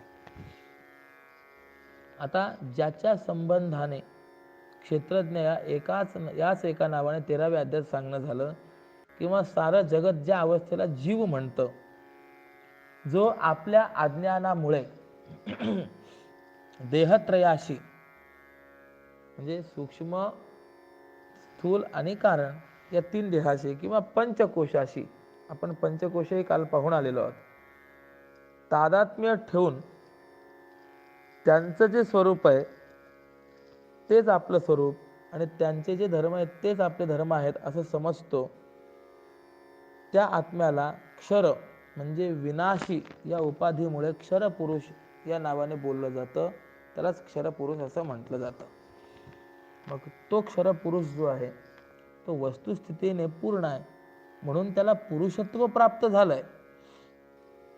शिवाय तो देहरूपी पुरीमध्ये शयन करणार आहे, म्हणूनही त्याला पुरुष असं नाव आहे. देहाला पुर असं म्हटलं जातं आणि असं अनेक पुराणमध्ये तो शयन करतो, म्हणून त्याला पुरुष असं म्हटलं जातं. आणि हा जो पुरुष आहे परमार्थतः कसा आहे तर अक्षर असं आहे, पण अक्षर असूनही त्याच्यावर क्षरपणाचा खोटा आरोप अशा कारणाने आला आहे की तो भ्रमाने जर क्षर उपाधीशी तादात्म्याला प्राप्त झाला म्हणून. म्हणजे विनाशी उपाधीशी तो तादात्म्य भाव संपन्न झाला, म्हणून मुळातील त्या अक्षर पुरुषाला देखील क्षर पुरुष म्हटलं गेलेलं आहे. उदाहरण देतात, ज्याप्रमाणे खळखळ वाहणाऱ्या पाण्याबरोबर त्यामध्ये प्रतिबिंबित झालेलं चांदणं देखील उसळल्यासारखं दिसतं, त्याप्रमाणे हा पुरुष देहेंद्रियादी उपाधीचं स्थूलत्व, कृशत्व, जन्म, मरण, अंधत्व, बधिरत्व, कर्तृत्व, भोक्तृत्व, सुखदुःख, काम, क्रोध, मोह इत्यादी जे विकार आहेत त्या विकारांसारखाच भासतो. किंवा पाण्याचा लहानसा खळखळाट उन्हाळ्यात जेव्हा आटून जातो तेव्हा ते चांदणं त्याबरोबरच आणि त्यावेळेच नष्ट झाल्यासारखं वाटतं, त्याप्रमाणे देहेंद्रियादी उपाधीच्या नाशाने क्षेत्रज्ञ जीव ही ज्याला नावं आहेत असा तो सोपाधिक पुरुष दिसत नाही, म्हणून तो नष्ट झाल्यासारखा वाटतो. आणि याप्रमाणे उपाधीच्या त्या क्षणिकत्व धर्माप्रमाणे या पुरुषालाही कल्पित क्षणिकत्व प्राप्त झालंय. आणि त्या उपाधीच्याच जीर्ण शीर्णपणाने किंवा फुकटेपणामुळे त्या पुरुषाला देखील क्षर नाव प्राप्त झालं. जे मुळामध्ये तर हा अक्षरच आहे, परंतु त्या क्षर विनाशी असलेल्या उपाधीचा त्याने संग केला, त्यामुळे त्याला क्षर विनाशी हे नाव प्राप्त झालं. तात्पर्य काय तर यच्च यावत जीव चैतन्याला क्षरपुरुष हे नाव आहे असं जाणावं. मग आता अक्षराचं लक्षण काय आहे, अक्षर पुरुष कुणाला म्हणायचं त्याचं व्याख्यान आहे का. म्हणजे क्षरपुरुषाचं वर्णन इथपर्यंत झालं. आता इथनं पुढे अक्षर पुरुष सांगतात. आता धनंजय ऐक सावधान, बरवे वर्णन अक्षराचे. अर्जुना, दुसरा जो अक्षर प्रकार आहे ना तो मध्यस्थ आहे. ज्याप्रमाणे सर्व पर्वतांमध्ये मेरू पर्वत हा मध्यभागी आहे, कारण तो मेरू पर्वत स्वर्ग, मृत्यू आणि पाताळ या 3 लोकांच्या भागांनी 3 ठिकाणी विभागला जात नाही. तिन्ही लोकात तो एकाच स्वरूपाने आहे. हे जसे त्याप्रमाणे तो अक्षर पुरुष यथार्थ ज्ञान आणि ब्रह्मज्ञान या दोघांच्या पक्षाला पडत नाही. ज्या उपाधी संबंधाने पुरुषाला मध्यस्थपणा आला आहे ते अक्षर देखील मध्यस्थ आहे असं पुढे सांगतात. काय आहे, ज्याचा कधीही नाश होत नाही ना त्याला अक्षर असं म्हटलं गेलेलं आहे. न क्षरती तत् अक्षरम. आपण देखील अक्षर गिरवतो की नाही? तर अक्षर म्हणजे काय आहे? मुळामध्ये असलेली रेषाच आहे. ती रेषाच फक्त वेगवेगळ्या पद्धतीने व्यक्त केली की त्याला अक्षर म्हटलं गेलेलं आहे. अ, आ, इ, उ, ऊ हे सर्व जे काही आहेत किंवा क, ख, ग, घ, वगैरे याच्यामध्ये मुळामध्ये काय आहे? तर रेषच आहे, रेखाच आहे. आणि ती रेखा आपण भिन्न भिन्न पद्धतीने वळवले की भिन्न भिन्न अक्षरही निर्माण होत असतात. म्हणून ते आकार नष्ट होतात, परंतु रेषा मात्र तशीच आहे. आणि त्या रेषेपासूनच सर्वांची उत्पत्ती आहे की नाही? त्याप्रमाणे अक्षरापासूनच सर्वांची उत्पत्ती आहे. जे कधीही क्षरण पावणारं नाहीये ते अक्षर आहे. पुढे असं सांगतात की ते अक्षर मी ब्रह्म आहे. ते अक्षर जे आहे, म्हणजे पहिला अक्षर पुरुष पाहिलं ना, तर दुसरा अक्षर पुरुष पाहतोय आपण की तो अक्षर पुरुष जो आहे तो मी ब्रह्म आहे या यथार्थ ज्ञानाने ब्रह्माशी एक होत नाही, किंवा मी देह आहे किंवा ब्रह्माहून मी भिन्न आहे अशा ब्रह्मज्ञानाने तो द्वैतही स्वीकारत नाही. आणि जे असं शुद्ध अज्ञान तेच अक्षराचं लक्षण आहे. पुढे सांगतात, कोरड्या मातीचा मातीपणा पूर्ण गेलेला आहे आणि मडके म्हणजे रांजनाधिक कार्य मात्र झालेलं नाही. मग त्या मातीच्या चिखलाप्रमाणे जे अक्षर मध्यस्थ आहे, चिखल वाळला म्हणजे माती होतं आणि चिखलापासून तयार केला तर घट होतो, पण हात मात्र चिखल आहे. यामुळे धड मातीही नाही आणि धड घटही नाही. हा जसा मध्यभागी आहे त्याप्रमाणे अक्षर म्हणजे अज्ञान. ते जर नष्ट झालं तर शुद्ध ब्रह्म अवशिष्ट राहतं आणि अज्ञानापासून कार्य निर्माण झालं तर विश्व होतं. म्हणून अज्ञान नष्ट झालेलं नसावं आणि त्यापासून कार्यही झालेलं नसावं, असा मध्यस्थ अज्ञानालाच अक्षर असं म्हटलेलं आहे. किंवा समुद्र आटून गेल्यानंतर तिथे लाटा नसतात, ना पाणी नसतं, त्याप्रमाणे जे अक्षर अव्यक्त अवस्था रूप आहे. अर्जुना, जागृती तर पार बुडून गेली आहे आणि स्वप्नाची तर कोणतीच मांडामांड सुरू झाली नाही. त्या निद्रेप्रमाणे अक्षराकडे बघावं, त्याला जाणावं. संपूर्ण विश्व मावळलं आहे आणि आत्मज्ञान तर प्रकाशित झालं नाही. त्या केवळ अज्ञान अवस्थेला अक्षर असं नाव आहे. किंबहुना उपनिषदांमध्ये या अज्ञानाला अजा असं म्हणतात. माया, या मायेलाच अजा असं म्हणतात. म्हणजे थोडक्यात माया आणि जीव हेच क्षर अक्षर आहेत आणि यांच्या पलीकडे असलेला तो परमात्मा आहे. तर अजा शब्दाने उत्पत्ती नाही असा अर्थ दर्शवला आहे. अर्थात ज्याची उत्पत्तीच होत नाही त्याचा नाश तरी कसा संभवणार? म्हणून उत्पत्ती नाश रहित घन अज्ञान म्हणजेच अक्षर आहे असं जाणा. सर्व कलांनी ज्याचा त्याग केला आहे, अशा चंद्राचा सामान्य चंद्रपणा अमावस्येच्या दिवशी जसा उरत असतो त्याप्रमाणे अक्षराचं रूप आहे असं जाणावं. अमावस्या दिनी सर्व कळाहीन मूळ चंद्रपण उरे जैसे, तैसे धनंजया रूप ते साचार जाणावे अक्षर पुरुषाचे. किंवा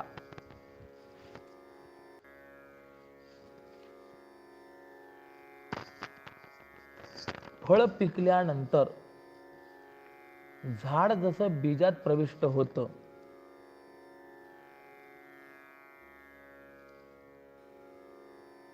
त्याप्रमाणे सर्व स्थूल सूक्ष्म उपाधींचा नाश झाल्यानंतर जीवदशा ही ज्या ठिकाणी प्रविष्ट होते, त्याप्रमाणे देहादी उपाधी आणि उपाधींसहित जीव चैतन्य हे ज्या ठिकाणी लीन होऊन राहतात त्याला अव्यक्त असं म्हणतात. मांडुक्य उपनिषदामध्ये ज्या अव्यक्ताला संसार वृक्षाचं बीजत्व आहे असं सांगून ज्याची अर्थसिद्धी केली आहे, ते अव्यक्त अक्षर म्हणजे त्या पुरुषाचं राहण्याचं स्थान आहे. किंबहुना ब्रह्मज्ञान ज्या अक्षर पुरुषापासून निर्माण झालं, त्या ब्रह्मज्ञानाचा विस्तार होऊन जागृती आणि स्वप्न निर्माण झालं.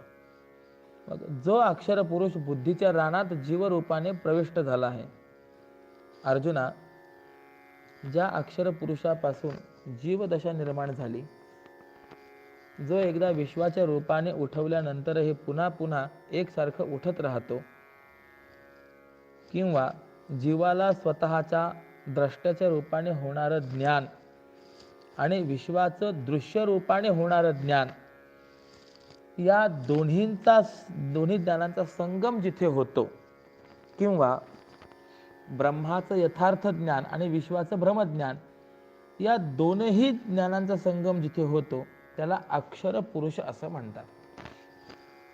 ब्रह्मज्ञान आणि प्रमाज्ञान या दोन्हीचा संगम ज्या ठिकाणी आहे ना, त्याला अक्षर पुरुष म्हणावं. दुसरा जो क्षर पुरुष म्हणून लोकांमध्ये प्रसिद्ध आहे, तो ज्या जागृती स्वप्नामध्ये खेळतो, म्हणजे एकदा जागृतीत येतो, एकदा स्वप्नात जातो, त्या दोन्ही अवस्था जो अक्षर पुरुष प्रसवलेला आहे, म्हणजे जागृती आणि स्वप्न या दोन्ही अवस्थांना निर्माण करणारा तो अक्षर पुरुष आहे. किंबहुना घन अज्ञानाला बीज भाव, सुषुप्तीला अंकुर भाव आणि स्वप्न जागृतींना फलभाव मागे आपण पाहूनच आलेलो आहोत. म्हणून घन अज्ञान ही ईश्वराची उपाधी आहे. घन अज्ञान, यथार्थ ज्ञान आणि ब्रह्मज्ञान या दोघांच्या उत्पत्तीला कारण असल्यामुळे मध्यस्थ आहे असं हे सांगितलेलं आहे. घन अज्ञान जे आहे ना, ते यथार्थ ज्ञान आणि ब्रह्मज्ञान या दोघांच्या उत्पत्तीला कारण असल्यामुळे मध्यस्थ आहे. आता असं सांगतात की या घन अज्ञानाचा म्हणजे मायेचा अंकुर म्हणजे सुषुप्ती आहे, आणि अशी जी काही श्रुतीमध्ये प्रसिद्धी आहे, त्या उपाधिरूप सुषुप्तीत क्षरपुरुषाला ब्रह्मप्राप्ती होण्याकरता जी एकच उणीव असते, ती कोणती आहे तर ती सांगतात.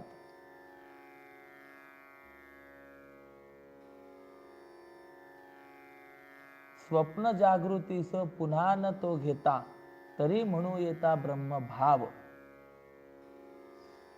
म्हणजे अर्जुना, जर हा क्षरपुरुष सुषुप्तीतून स्वप्न आणि जागृतीच्या अवस्थेला प्राप्त झाला नसता, तर सुषुप्तीला यथार्थ ब्रह्मभाव म्हणता आला असतं. पण सुषुप्तीमध्ये स्वप्न आणि जागृती यांची अप्रतीती असली तरी सुद्धा त्याविषयी मिथ्यात्व निश्चय नसतो. आणि त्याचं कारण काय, तर सुषुप्तीत ब्रह्माशी एकरूपता असली तरी सुद्धा ब्रह्माचं महावाक्यजन्य प्रमाज्ञान नसतं.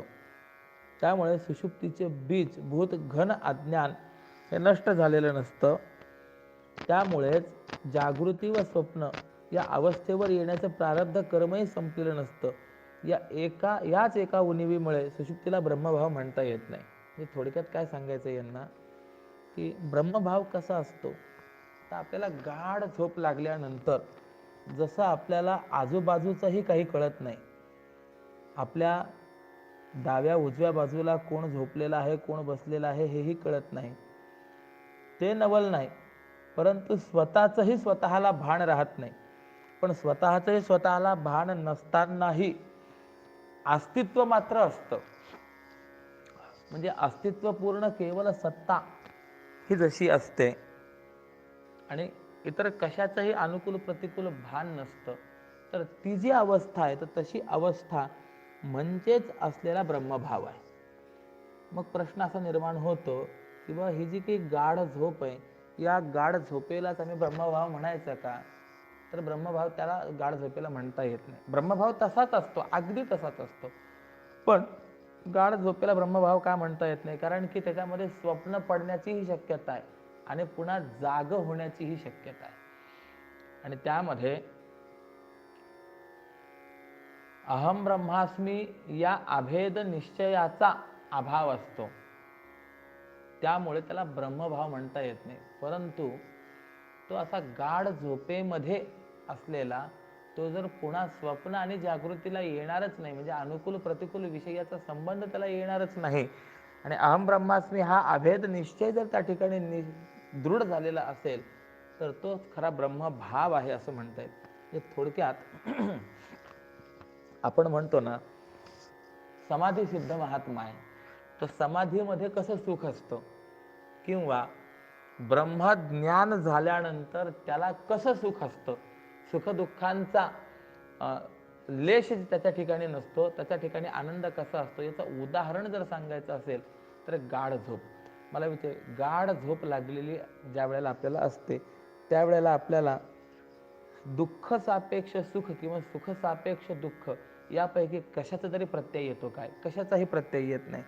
बरं, कोणतेही अनुकूल प्रतिकूल ज्ञान असतात का? काही नसतं. आणि मी आहे याचं तरी भान आपल्याला त्या ठिकाणी असतं काय? मी आहे याचंही भान राहत नाही. अशी जी अवस्था आहे ना, ती अवस्था म्हणजे समाधी अवस्था आहे. आणि ब्रह्मज्ञानानंतर प्राप्त होणारी स्थिती ती अशा पद्धतीची आहे. असो, पुढे सांगतात, परंतु ज्या अक्षररूपी आकाशामध्ये सांख्यांनी मानलेले प्रकृती आणि पुरुष हे दोघं जणू आभाळ आल्यासारखे झाले आहेत, किंवा 13व्या अध्यायात सांगितलेले क्षेत्र आणि क्षेत्रज्ञ या दोघांना ज्याने स्वप्नात पाहिले आहे, हे वर्णन असो. खाली शाखा असलेल्या या संसाररूपी वृक्षाचं जे मूळ आहे तेच या अक्षर पुरुषाचं स्वरूप आहे. याला पुरुष का म्हणतात? याचं कारण हा स्वभावतःच परिपूर्ण आहे आणि मायारूपी पुरीमध्ये शयन करतो, म्हणून त्याला पुरुष असं म्हटलं गेलेलं आहे. आणि जन्म मरणरूप विकारांची जी येरझार आणि ब्रह्मज्ञानाचे प्रकार जिच्यामध्ये जाणले जात नाही, अशी ती एक महासुषुप्ती आहे. म्हणून याचा आपोआप नाश नाही, कारण ब्रह्मज्ञाना वाचून अन्य कोणत्याही साधनाने हा नष्ट होत नाही. याकरता हा अक्षर आहे अशी उपनिषदामध्ये प्रसिद्धी आहे. किंबहुना उपनिषदांनी या सिद्धांताचा मोठा आदर केला आहे, हे तू प्रत्यक्ष उपनिषदातच पाहशील. क्षर उपाधिक जीव आणि कार्य विश्व या दोघांचं जेही कारण आहे आणि मायेचा कल्पित संबंध असणं हेच ज्याचं लक्षण आहे, त्या चैतन्याला अक्षर पुरुष म्हणतात. असा क्षर पुरुष आणि अक्षर पुरुष या दोघांचा विचार सांगितला. आणि आता या क्षर अक्षर या पुरुषाहून अतीत असलेला जो पुरुष आहे तो सांगतात. उत्तम पुरुषस्त्वन्य परमात्मेत्युदाहृतः यो लोकत्रयमाविश्य बिभर्त्यव्यय ईश्वरः. या श्लोकाचा अर्थ असा आहे की उत्तम पुरुष तर क्षर पुरुष आणि अक्षर पुरुष या दोघांहून वेगळा आहे, आणि ज्याला वेदांतामध्ये परमात्मा असं म्हटलेलं आहे. तो त्रैलोक्यात प्रवेश करून त्रैलोक्याचं धारण पोषण करतो, आणि जो अविनाशी आहे आणि सर्व नियंता आहे तो उत्तम पुरुष आहे.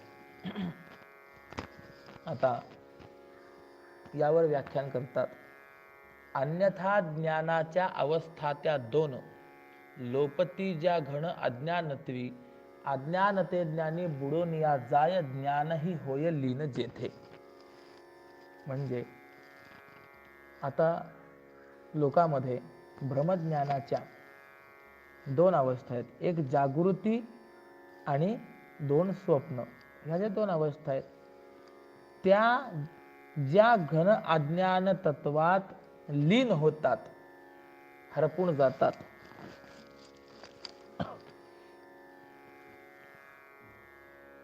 ते बीजभूत मूला ज्ञान हे महावाक्यजन्य ब्रह्माकार वृत्ती ज्ञानात बुडाल्यानंतर आणि वृत्ती ज्ञानाने अज्ञान नष्ट करून स्वतःला कीर्तिमुखत्व प्राप्त करून घेतल्यानंतर.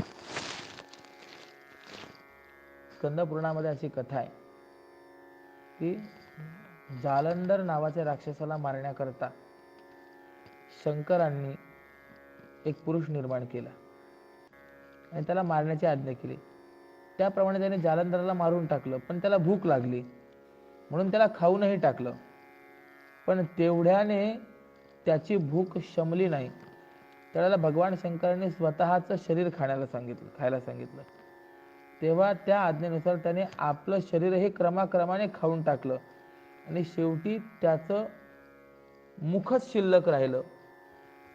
त्या मुखाला कीर्तिमुख असं नाव देण्यात आलं. म्हणून प्रत्येक शिवालयात उंबऱ्याच्या पुढच्या मध्यभागाला ती कीर्तिमुख काढण्याची पद्धत आहे बघा.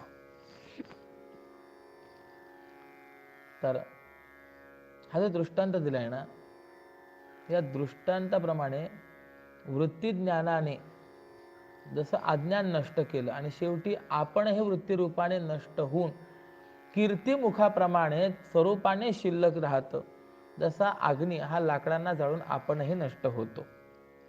आता बघा सांगायचं काय आहे, तर लोकांमध्ये ब्रह्मज्ञानाच्या दोन अवस्था आहेत, जागृती आणि स्वप्न. ह्या त्या घन अज्ञान तत्वामध्ये हरपतात. मग वृत्ती ज्ञानाने ते अज्ञान नष्ट केलं आणि शेवटी ते वृत्ती ज्ञानही वृत्ती रूपाने नष्ट होऊन त्या कीर्तिमुखाप्रमाणे स्वज्ञानाने आपलं स्वरूपाने शिल्लक राहिलं. जसं अग्नी हा लाकडांना जळून आपणही नष्ट होतो. हा कीर्तिमुखाचा दृष्टांत सांगितला की नाही. कीर्तिमुखाने जालंधरालाही नष्ट केलं, जालंधराला नष्ट करून स्वतःलाही खाऊन स्वतःही नष्ट झाला, फक्त मुख शिल्लक राहिलं, म्हणजे नष्टच झाला की नाही. हे जसं आहे त्याप्रमाणे वृत्ती ज्ञानाने अज्ञान नष्ट केलं आणि आपणही साधकाच्या हातात ब्रह्मवस्तू देऊन ते वृत्तीज्ञान निघून गेलं. आणि अशा रीतीने त्या वृत्तीज्ञाना वाचून म्हणजे साधनीभूत ज्ञाना वाचून जे केवळ ज्ञप्ती स्वरूप ज्ञान उरलं, ते ज्ञान म्हणजे तो उत्तम पुरुष आहे. आणि हा मागे सांगितलेल्या क्षर पुरुष आणि अक्षर पुरुष या दोघांहूनही वेगळा आहे आणि शेवटचा आहे. म्हणजे केवळ ज्ञानता, केवलता ज्या ठिकाणी आहे तो म्हणजे उत्तम पुरुष आहे.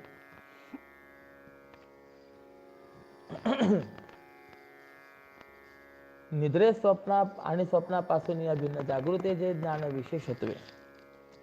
अर्जुना, सुषुप्ती आणि स्वप्न यांच्यापेक्षा जागृती ही जशी पुष्कळ प्रकारांनी वेगळ्या ज्ञानाचीच अवस्था आहे, किंवा सूर्यकिरण आणि मृगजळ यांच्याहून सूर्यमंडळ हे जसं अतिविस्तृत आणि वेगळं आहे, त्याप्रमाणे तो उत्तम पुरुष आहे. जाऊ दे म्हणे, आता हे दृष्टांत नकोत, कारण वरील दोन्ही दृष्टांतामध्ये जागृतीचा वेगळेपणा असला तरी जागृतीची सुषुप्तीत आणि स्वप्नात व्याप्ती नसते. तसंच सूर्यकिरणात व मृगजळात सूर्याची व्याप्ती नसते. म्हणून तिसरा दृष्टांत असा की लाकडातील अग्नी हा लाकडात असूनही लाकडापेक्षा जसा वेगळा असतो, त्याप्रमाणे तो उत्तम पुरुष हा क्षर आणि अक्षरामध्ये व्याप्त असूनही त्या क्षराक्षराहून वेगळा आहे. कल्पाच्या शेवटी समुद्र जसा आपल्या मर्यादेचं उल्लंघन करून सर्व नदी नदांना एकत्र किंवा एकच करीत आता सर्व एकच समुद्र झाल्याच्या आनंदाने जणू जयघोष करीत उठतो, ज्याप्रमाणे प्रलयकालीन तेजाने दिवस आणि रात्र गिळून टाकलेले असतात. म्हणजे समुद्र सर्व एक करतो आणि सर्व समुद्रच होतो, किंवा प्रलयकालीन तेज ज्या वेळेला भागतं त्यावेळेला दिवस आणि रात्र हा विषयच राहत नाही, फक्त तेजच तेज. त्याप्रमाणे या उत्तम पुरुषाच्या ठिकाणी सुषुप्तीही नाही, स्वप्नही नाही आणि जागृतीची तर गोष्टही नाही. कारण सुषुप्ती, स्वप्न आणि जागृती या अवस्था अज्ञानकारी आहेत. म्हणून दृश्य आहेत, त्या परिच्छिन्न आहेत, जड आहेत, विकारी आहेत आणि मिथ्या आहेत. आणि म्हणूनच अधिष्ठानभूत, अबाधित, सत्य आणि कूटस्थ अशा नित्य अशा उत्तम पुरुषाच्या ठिकाणी या अवस्थात्रयांचा अत्यंत अभाव आहे. म्हणून आपण बघा गणपती सर्व शीर्ष म्हणतो ना, त्यामध्ये एक पद असं आलेलं आहे, त्वम अवस्थात्रयातीतः. बरेच जण हे अवस्थात्रयातीतः पद म्हणतच नाहीत. काय वावडे काही कळत नाही. असो, एकाला मी प्रश्न विचारला का अवस्थात्रयातीतः म्हणजे काय. तिने सांगितलं, अहो बाल अवस्था, तरुण अवस्था आणि वार्धक्य अवस्था, तो परमात्मा या तीनही अवस्थांच्या पलीकडचा आहे. म्हणलं धन्यवाद.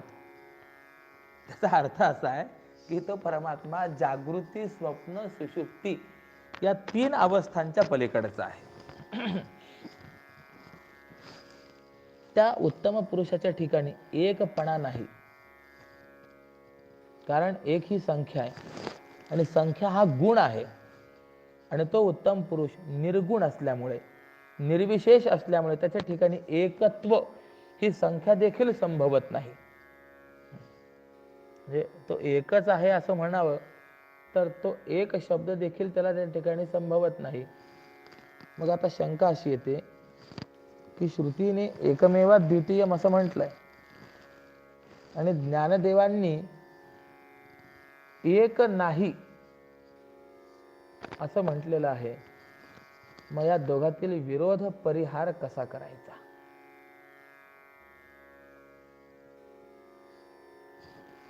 तर त्याचं उत्तर आपल्याला असं देता येईल की त्या एक शब्दाचं एकत्व संख्या प्रतिपादनात तात्पर्य नसून एकत्वाच्या विरुद्ध असलेल्या नानात्वाचा निषेध करण्यामध्ये त्याचं तात्पर्य आहे.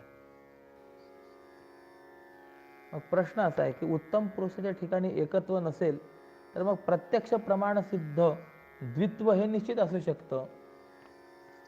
तर या शंकेचं उत्तर देतात की ज्ञानोबराय म्हणतात की त्याच्या ठिकाणी दुज म्हणजे द्वित्व ही संख्याही नाही, एकत्वही नाही, तसं द्वित्वही नाही, द्वैतही नाही.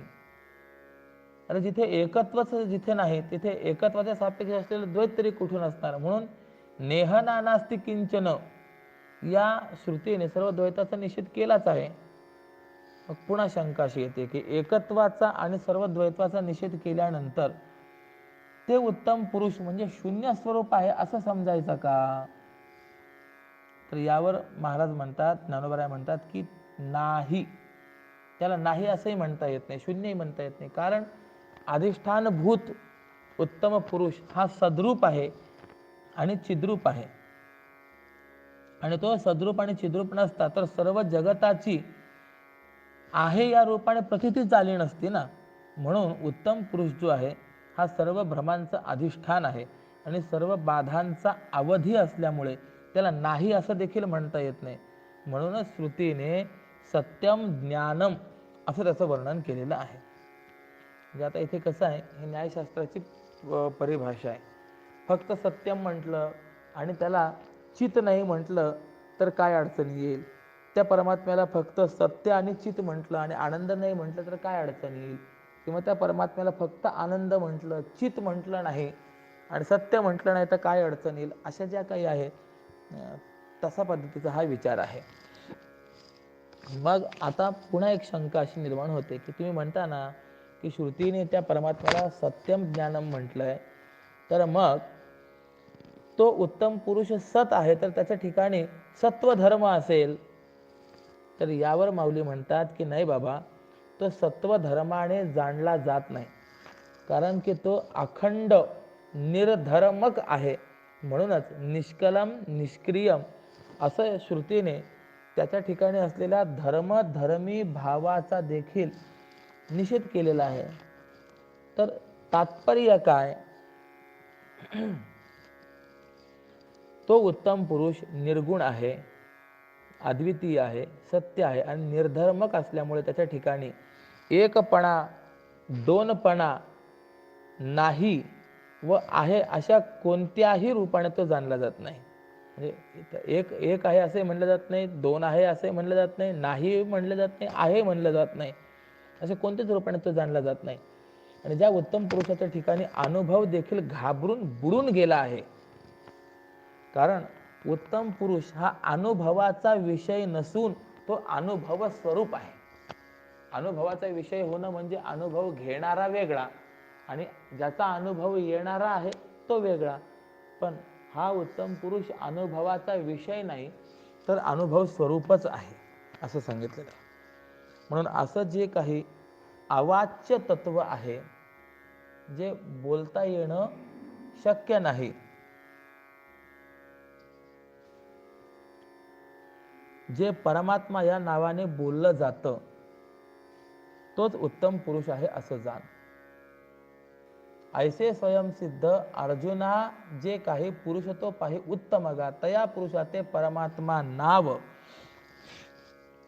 परी तेही जीव सापेक्षत्वे. अर्जुना, हे सुद्धा बोलणं जे आहे ते उत्तम पुरुषाशी ऐक्याला प्राप्त न होता जीव दशेत राहूनच आणि जीवत्वाच्या भ्रमानेच आहे. उदाहरणार्थ, जसं अमुक मनुष्य नदीत बुडाला, ही बुडाल्याची वार्ता बुडालेला मनुष्य सांगू शकतो काय? नाही ना. तर जो काठावर उभा आहे तोच अमुक मनुष्य नदीत बुडाला हे सांगू शकतो.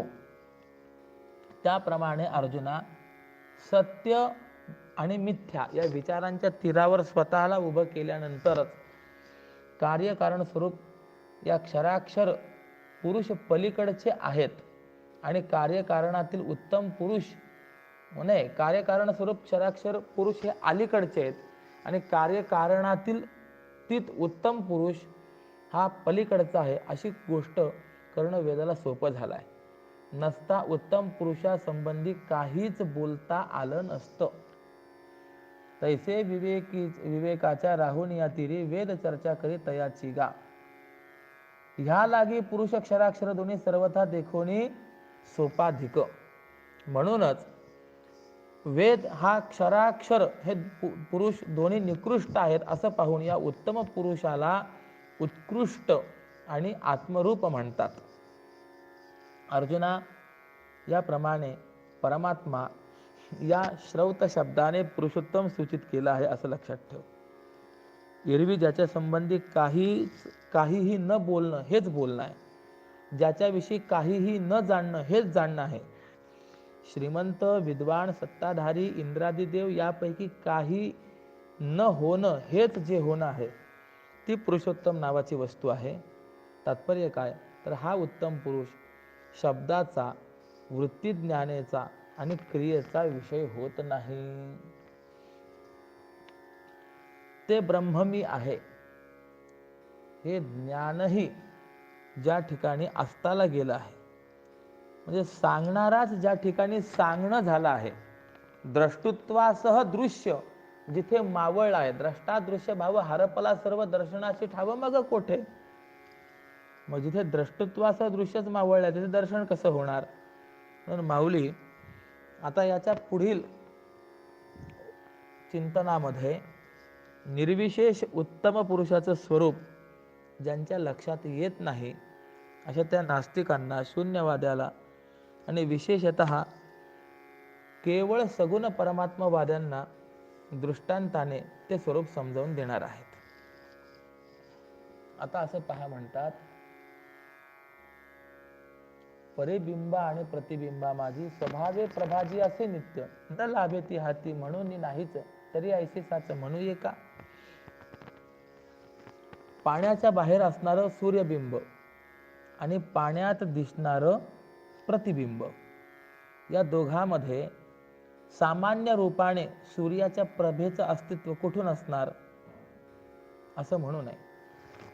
जरी कोणत्याही प्रयत्नाने ती सामान्य प्रभा आपल्याला मिळवता येत नाही, हातात घेता येत नाही, तरी पण बिंब आणि प्रतिबिंब या दोघांमध्ये सूर्याची प्रभा असतेच. म्हणून बिंब किंवा प्रतिबिंब पाहून हा सूर्य आहे असं ज्ञान होतं. शिवाय बिंबात आणि प्रतिबिंबात एक सामान्य सत्ता असते.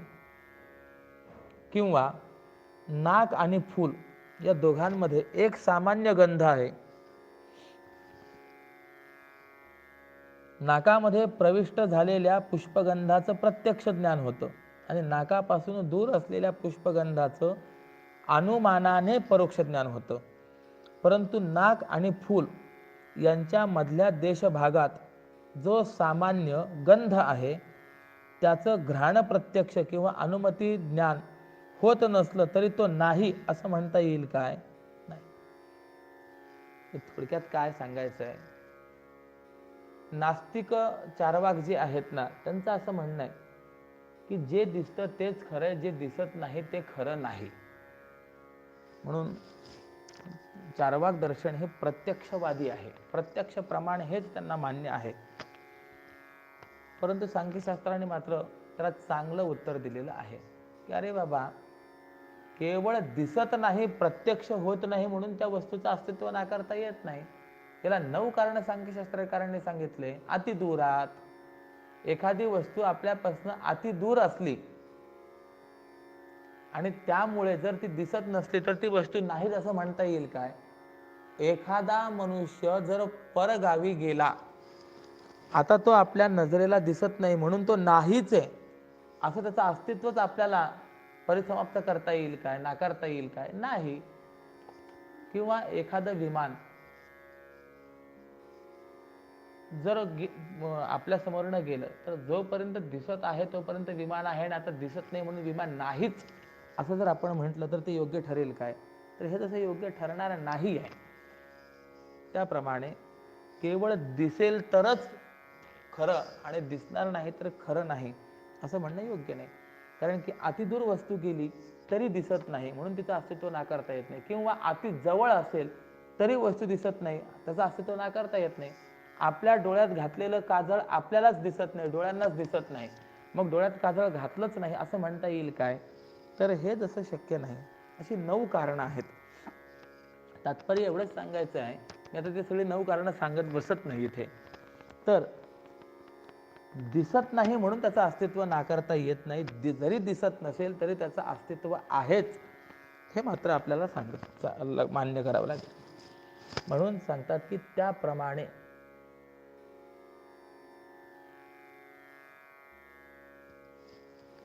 दृष्टा आणि दृश्य हे द्वैत जर जातं तर मग कोणीतरी नास्तिकवादी, शून्यवादी, सगुणवादी असं म्हणेल की द्रष्टा आणि दृश्य गेल्यावर शिल्लकच काय राहिलं हो? याचं उत्तर हे अनुभवानेच पहा. हेच आहे. द्रष्टा आणि दृश्य गेल्यानंतर काय शिल्लक राहतं? हा अनुभवच पहा. सुषुप्ती आणि समाधीमध्ये द्रष्टा आणि दृश्य हे द्वैत जातं का नाही? जातं. पण निर्विशेष चैतन्य अवशिष्ट राहतं का नाही? राहतं. असा अनुभव आहे. आणि मग ते असं असलेलं जे काही अवशिष्ट चैतन्य आहे त्यालाच उत्तम पुरुषाचं रूप किंवा नाव आहे. गाढ झोपेमध्ये पाहणारा राहतो का? नाही. जे पाहिलं जाणारं दृश्य ते राहतं का? नाही. पण तरी सुद्धा तो मात्र शिल्लक आहे की नाही? आहे. मग असं तरी द्रष्टा दृश्य जाता हरपूर्ण उरे स्वयंपूर्ण परमात्मा. पुढे असं सांगतात की प्रकाशा वाचूनही जो प्रकाश रूप आहे, नियम्या वाचूनही जो स्वभावतः नियामक आहे आणि जो आपल्या निरपेक्ष व्यापकपणानेच आकाशाच्या आपल्या स्वरूपामध्ये बसवतो, जो नादानेच ऐकला जाणारा अव्यवहार्य नाद आहे. म्हणजे आपण नाद ऐकतो पण हा नादाने ऐकला जातो असा अव्यवहार्य नाद आहे. जो गोडीनेच चाखली जाणारी गोडी आहे, जो आनंदानेच भोगला जाणारा आनंद आहे. आपण आनंद उपभोगण्याचा प्रयत्न करतो पण आनंदाला ज्याचा भोग घडतो असा आनंद म्हणजे तो परमात्मा आहे. जे वैश्विक सुखाला लाभलेलं अधिष्ठानभूत सुख आहे, जे सूर्यादिकांच्या तेजाला सापडलेलं स्वयंप्रकाश तेज आहे आणि ज्या महाशून्यात शून्य म्हणजे जगताचा अत्यंत भावही बुडाला आहे. किंबहुना जो पुरुष पूर्णतेचा शेवट आहे, जो सर्वात उत्कृष्ट आहे आणि तिथे विश्रांतीचीही विश्रांती शांत झाली आहे, तो परमात्मा आहे. तो उत्तम पुरुष आहे. जो सृष्टीकालात विश्वा एवढा विकास झाल्यावरही उरला आहे, जो प्रलय काळामध्ये विश्वा एवढा घास खाऊनही पोटात पूर्ण अवकाश जागा असलेला आहे, आणि जो पुष्कळ प्रकारांनी पुष्कळांपेक्षा पुष्कळ आहे, तो उत्तम पुरुष आहे. अज्ञानी व्यक्तीला शुक्तीच्या ठिकाणी जशी रजताची प्रतीती येते, तेव्हा शुक्ती म्हणजे शिंपलं हे वस्तुतः रजत न होता जसं रजत असल्याचं भासवते, किंवा अलंकाराच्या अवस्थेत लपलेलं सोनं लपलेलं नसताना ते जसं लपल्यासारखं असतं, त्याप्रमाणे जो विश्वरूपाने परिणामाला प्राप्त न होता अधिष्ठान रूपाने विश्वाचं धारण करतो. किंबहुना हे असो, पाणी आणि लाटा यांच्यात जसा भेद नाही, त्याप्रमाणे उत्तम पुरुष आणि जगत यांच्यात भेद नाही. कारण जगतामध्ये दिसणारी सत्ता आणि जगाचं प्रत्यक्ष ज्ञान हे दोन्ही जो आपणच आहे.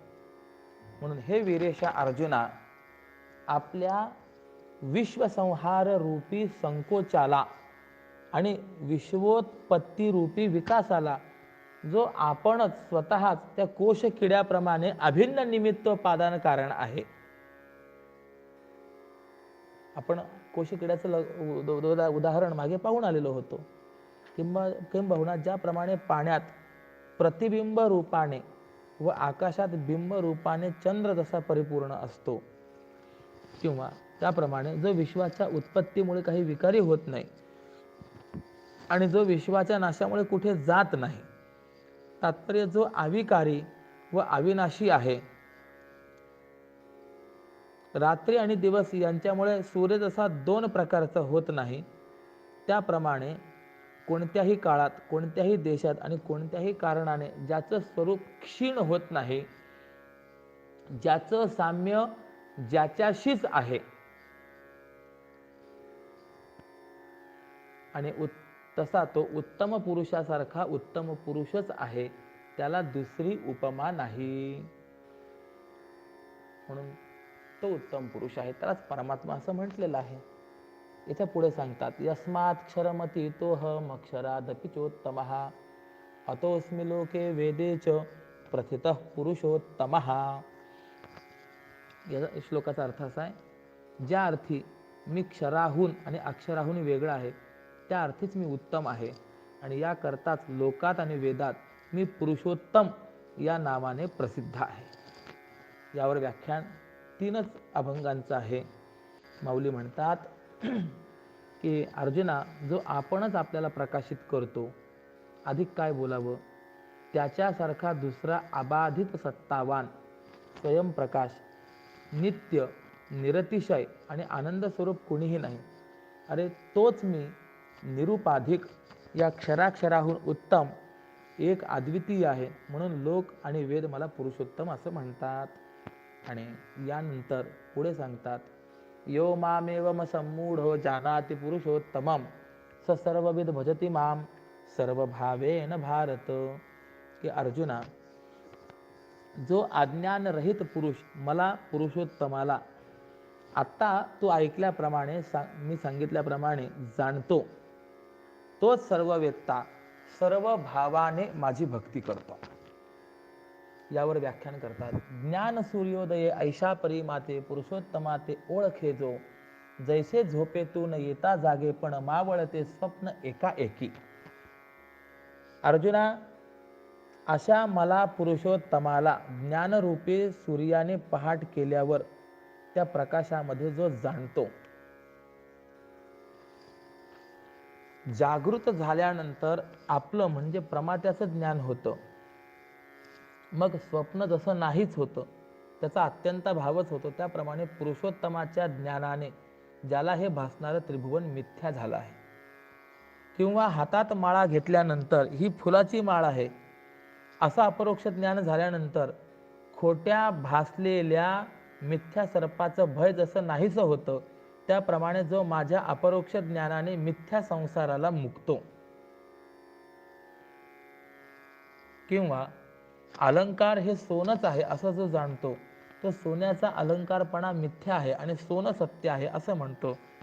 हे जसं आहे त्याप्रमाणे अद्वैत स्वरूप मला सत्यत्वाने जाणून मिथ्याद्वैताला ज्याने दूर सारलेलं आहे, मग मीच एक सर्वत्र सर्व देश काल वस्तूत व्यापक सच्चिदानंद स्वतः सिद्ध आणि निरपेक्ष सत्तावान आहे असं जो म्हणतो आणि आपणाहून उत्तम पुरुषाचा भेद न जाणता तो ऐक्य जाणतो असा जो आहे त्यानेच सर्व जाणलं हे म्हणणं देखील थोडं आहे. कारण त्याच्याकरता आपल्याशी आणि विश्वाशी अभिन्न असलेलं ब्रह्मच सर्वत्र उरलेलं असतं. त्यामुळे द्वैत कुठेच उरलेलं नसतं रे. आणि म्हणून अर्जुना, माझ्या प्रेम लक्षण आणि ज्ञान लक्षण भक्ती करतात तोच एक ज्ञानी योग्य आहे. जसं आकाशाच्या आलिंगनाकरता आकाशच योग्य आहे, किंवा स्वतःच्या अंगी क्षीरसागरपणा आणूनच क्षीरसागराला मेजवानी द्यावी लागते, किंवा अमृत होऊनच अमृतात जसं मिसळावं लागतं, किंवा 15.5 रुपये किमतीच्या शुद्ध सोन्यामध्ये मिसळायचं असेल तर त्याकरता त्याच किमतीचं शुद्ध सोनं असावं लागतं. त्याप्रमाणे मी म्हणजे ब्रह्म झाल्यावरच देव आणि भक्त असं कल्पित द्वैत ठेवून माझी सगुण ब्रह्माची प्रेम लक्षण भक्ती आणि अद्वैत निष्ठा ठेवून निर्गुण ब्रह्माची ज्ञान लक्षण भक्ती ही संभवत असते. म्हणजे ब्रह्मस्वरूपता प्राप्त झाल्यानंतरच प्रेमलक्षणा आणि ज्ञान लक्षणा या 2 प्रकारच्या भक्तींचा त्या ठिकाणी विचार होतो, संभवते. किंबहुना समुद्रापेक्षा गंगा अगदीच विलक्षण असती तर ती समुद्राशी कशी एकरूप झाली असती काय? नाही. अगदी विलक्षण असते. दूध आणि पाणी हे अगदी जरी विलक्षण आहे तर ते कधी एकरूप होतंय काय? पाण्यात पाणी टाकलं तर लक्षात येणार नाही, दुधात दूध टाकलं तर लक्षात येणार नाही, परंतु पाण्यात दूध टाकलं तर दूध लक्षात येतं की नाही? कारण की विलक्षण आहे. मग समुद्रापेक्षा गंगा जर विलक्षण असते तर ती समुद्राशी एकरूप झाली असती का? नाही. म्हणून मी म्हणजे ब्रह्म न होता माझ्याहून भिन्न राहून माझ्या भक्तीचं नित्य साहचर्य हे कसं शक्य आहे? मग जिथे जीवाला मद्रूपता आहे तिथेच माझी भक्ती आहे. मद्रूपता आणि भक्ती यांच्यामध्ये नित्य साहचर्य असल्यामुळे परस्पराची अन्वय व्याप्ती आहे असं माऊलीने या ठिकाणी सुचवलेलं आहे. आणि म्हणून याकरताच हे लक्षात ठेव की लाट जशी समुद्राशी अभिन्न असते त्याप्रमाणे जो सर्व प्रकारांनी देहादिकांचा बाध करून आणि जीवाला माझ्याशी एकरूप करून माझी सेवा करता झाला. सूर्य आणि प्रकाश यांच्यात एकरूपता आहे असं ज्या परस्परांच्या योग्यतेच्या लोभाने मानलं जातं तीच योग्यता त्या ज्ञानी पुरुषाच्या भजनाला मान्य शक्य आहे. आणि यापुढे असं सांगतात शेवटचा श्लोक 15व्या अध्यायातला, इति गुह्यतमं शास्त्र मिदमुक्तं मया नघ एतद् बुद्ध्वा बुद्धिमान् स्यात् कृतकृत्यश्च भारत. इति श्रीमद्भगवद्गीतासूपनिषत्सु ब्रह्मविद्यायां योगशास्त्रे श्रीकृष्णार्जुनसंवादे पुरुषोत्तमयोगो नाम 15ोऽध्यायः. ओम हरये नमः. हरये नमः. हरये नमः. या श्लोकाचा अर्थ असा की हे निष्पाप अर्जुना, या प्रकाराने मी तुला सर्वात गुह्यतम असलेलं हे शास्त्र सांगितलं आहे आणि हे शास्त्र जाणून मनुष्य ज्ञानवान आणि कृतकृत्य होतो. यावरती जे व्याख्यान केलेलं आहे त्याचा सारांश बघा. असो येथवरी आरंभापासून तत्वचे गहन सांगितले की याप्रमाणे गीताशास्त्र सांगण्यास सुरुवात झाल्यापासून या 15व्या अध्यायापर्यंत हे जे गुह्यतम तुला मी सांगितलेलं आहे ते सर्व शास्त्रांच्या अभ्यासाने मिळणारे एकमेव फळ आहे आणि उपनिषद रूपी कमळातील जणू सुगंध आहे. काय आपण मागे वर्गीकरण करून आलेलो होतो तर गीतेमध्ये कर्मकांड, उपासनाकांड आणि ज्ञानकांड ही 3 कांड आहेत. पैकी विभाग करत असताना कुठून कुठपर्यंत कोणतं कांड आहे हे आपण पाहिलं होतं आणि त्यामध्ये असं चिंतन केलेलं आहे की या 15व्या अध्यायाच्या शेवटापर्यंत येऊन ज्ञानकांड परिपूर्ण होतं.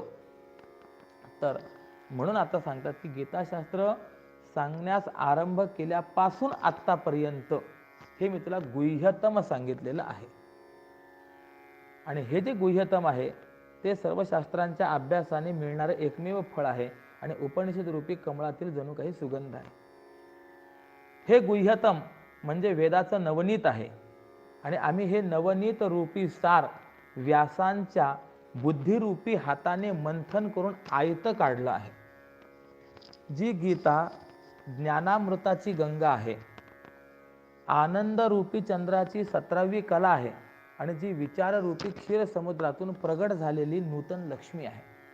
म्हणूनच ही गीता लक्ष्मी तिचे जीव प्राण असलेल्या पदाने, वर्णाने आणि अर्थाने माझ्या वाचून दुसऱ्या कोण्याही प्रतिपाद्य विषयाची पत्नी होण्याचं जाणत नाही. म्हणजे गीता फक्त केवळ माझंच ब्रह्माचंच प्रतिपादन करते, अन्य कुणाचंही प्रतिपादन करत नाही. वेदरूपी क्षीर समुद्रातून या नूतन गीता लक्ष्मीचा अवतार झाला. तेव्हा या लक्ष्मीने आपल्याला पती वरावं म्हणून या लोभाने हे दोन्ही पुरुष क्षराक्षरांच्या उपाधीच्या रूपाने तिच्या समोर आले. पण ते अत्यंत विचारी असल्यामुळे तिने त्यांचे पुरुषत्व हे क्षराक्षरांच्या उपाधीमुळे कल्पित असल्याचं ओळखलं आणि तुम्ही खरे पुरुष नाहीत असं म्हणून त्यांचा निषेध केला. आणि मग तिने मला पुरुषोत्तमाला स्वतःसह सर्वस्व समर्पण केलेलं आहे. म्हणून जगामध्ये ही गीता लक्ष्मी माझ्या अबाधित स्वरूपामुळे पतिव्रता झालेली आहे. तात्पर्य माझ्या अबाधित स्वरूपाचंच प्रतिपादन करते. म्हणून गीतेला पतिव्रतेसारखी पूज्यता आणि श्रुतीसारखं स्वतः प्रामाण्य आलं आहे आणि तीच ही प्रस्तुत गीता तू आता ऐकली आहेस. खरंच हे केवळ शब्द पांडित्याचं शास्त्र नसून, हे गीता म्हणजे केवळ शब्द पांडित्याचं शास्त्र नसून संसार शत्रूला जिंकणारे शस्त्र आहे. आणि या गीता शास्त्रातील ही अक्षरं म्हणजे आत्म्याला प्रगट करणारे मंत्र आहेत.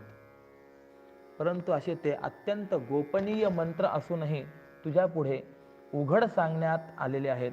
कारण अर्जुना, असं झालं की तू आज माझं गुप्त धन बाहेर काढलेलं आहे. किंबहुना गौतमांनी शेतात शिरलेली गाय हाकलण्यासाठी तिला दर्भ मारली आणि ती मेली. आणि मग त्या गोहत्येच्या पापापासून सुटण्यासाठी त्याने केलेल्या घोर तपस्येने शंकर प्रसन्न होऊन त्यांनी त्यांच्या जटेतली गुप्त गंगा बाहेर काढली. हे जसं घडलं त्याप्रमाणे तुझ्या आस्थेमुळे माझ्या ज्ञानाचा गुप्त ठेवा हा गीता रूपाने प्रगट झाला.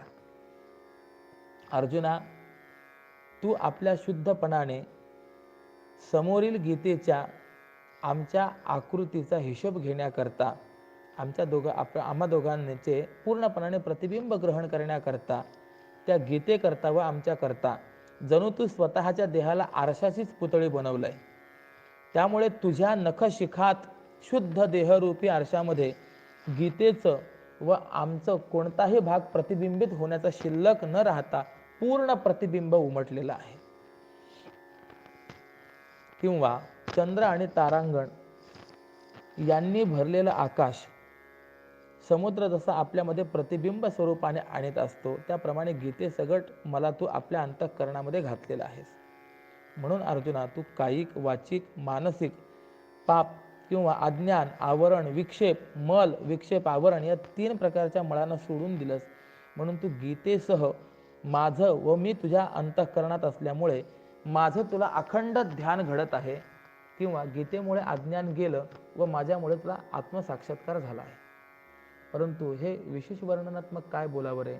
कारण गीता ही माझी ज्ञानवेली आहे आणि जो या गीतेला पद, वर्ण आणि अर्थ या समस्त रूपाने जाणतो तो अज्ञानाला मुक्तो, म्हणजे त्याचं अज्ञान नष्ट होतं. अर्जुना, अमृताच्या नदीचं स्नान आणि पान केलं असता ती रोग घालवून अधिक योग्य असं अमरत्व देते. त्याप्रमाणे ही गीता जाणल्यानंतर अज्ञान जाण्याचं काय आश्चर्य आहे? परंतु इथे विशेष असा की आत्मज्ञानाने आपल्या वास्तव स्वरूपाशी म्हणजे ब्रह्मस्वरूपाशी एकरूप होता येतं. ज्या आत्मज्ञानामध्ये वर्णविहित निष्काम कर्म आपल्या आयुष्याने साधकाला चित्तशुद्धीद्वारा मोक्ष देऊन साधकाच्या ऋणातून उत्तीर्ण होऊन लयाला जातं. तात्पर्य सारांश काय, तर ज्ञानात कर्माची समाप्ती होते. म्हणून वीरांशी युद्धाचा विलास करणाऱ्या अर्जुना ही हरवलेली वस्तू दाखवून माग म्हणजे शोध करण्याचं साधन जसं संपतं. एखादी वस्तू हरवली, मग ती वस्तू जर सापडली तर मग आता शोध करण्याचं साधन जे ते जसं संपतं, त्याप्रमाणे निष्काम कर्मरूपी मंदिरावरती ज्ञानाचा कळस चढतो. आणि म्हणून असं पहा की त्या ज्ञानी पुरुषाला सर्व कर्तव्य करणं संपलेलं असतं, असं अनाथाचा मित्र असलेले भगवान श्रीकृष्ण म्हणाले.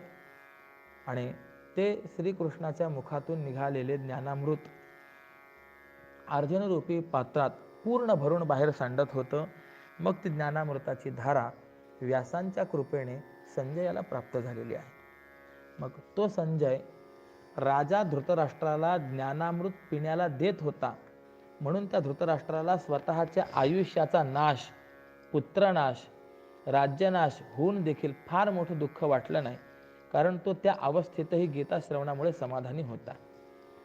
एरवी गीता ऐकण्याच्या वेळी तो अनधिकारी आहे असं लोकात भासत होतं, परंतु मरतेवेळी त्याला त्याच गीता ज्ञानाचा चांगलाच प्रकाश प्राप्त झाला.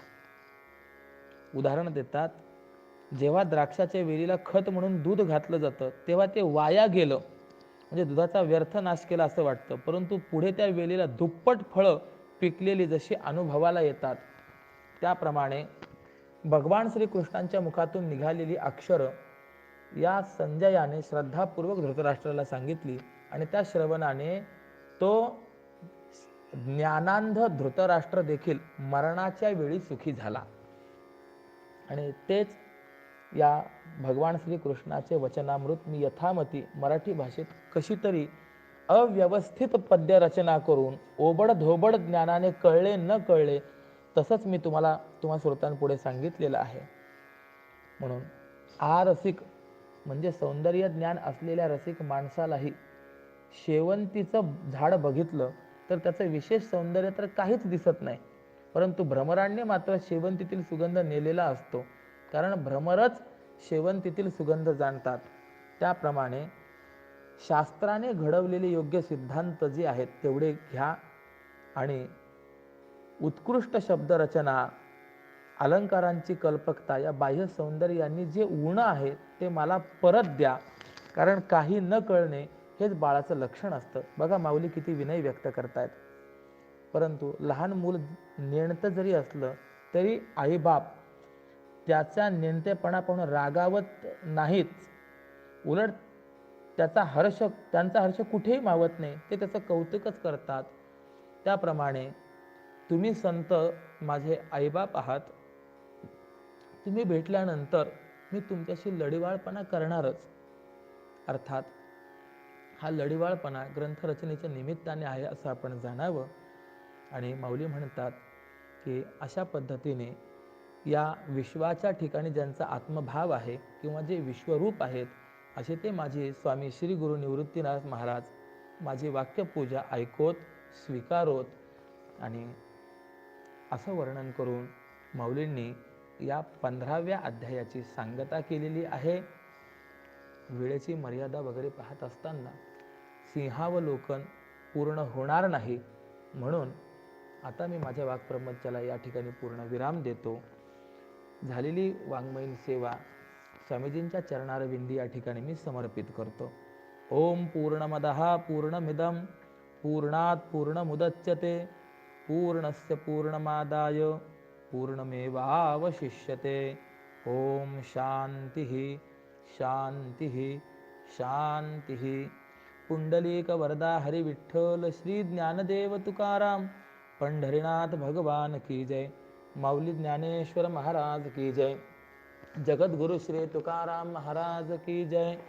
राजाधिराज रामचंद्र भगवान की जय. श्रीमद सच्चिदानंद सद्गुरु श्री स्वामी स्वरूपानंद महाराज की जय. नमः पार्वती पतये. हर हर महादेव हर. ओम राम कृष्ण हरी. ओम राम कृष्ण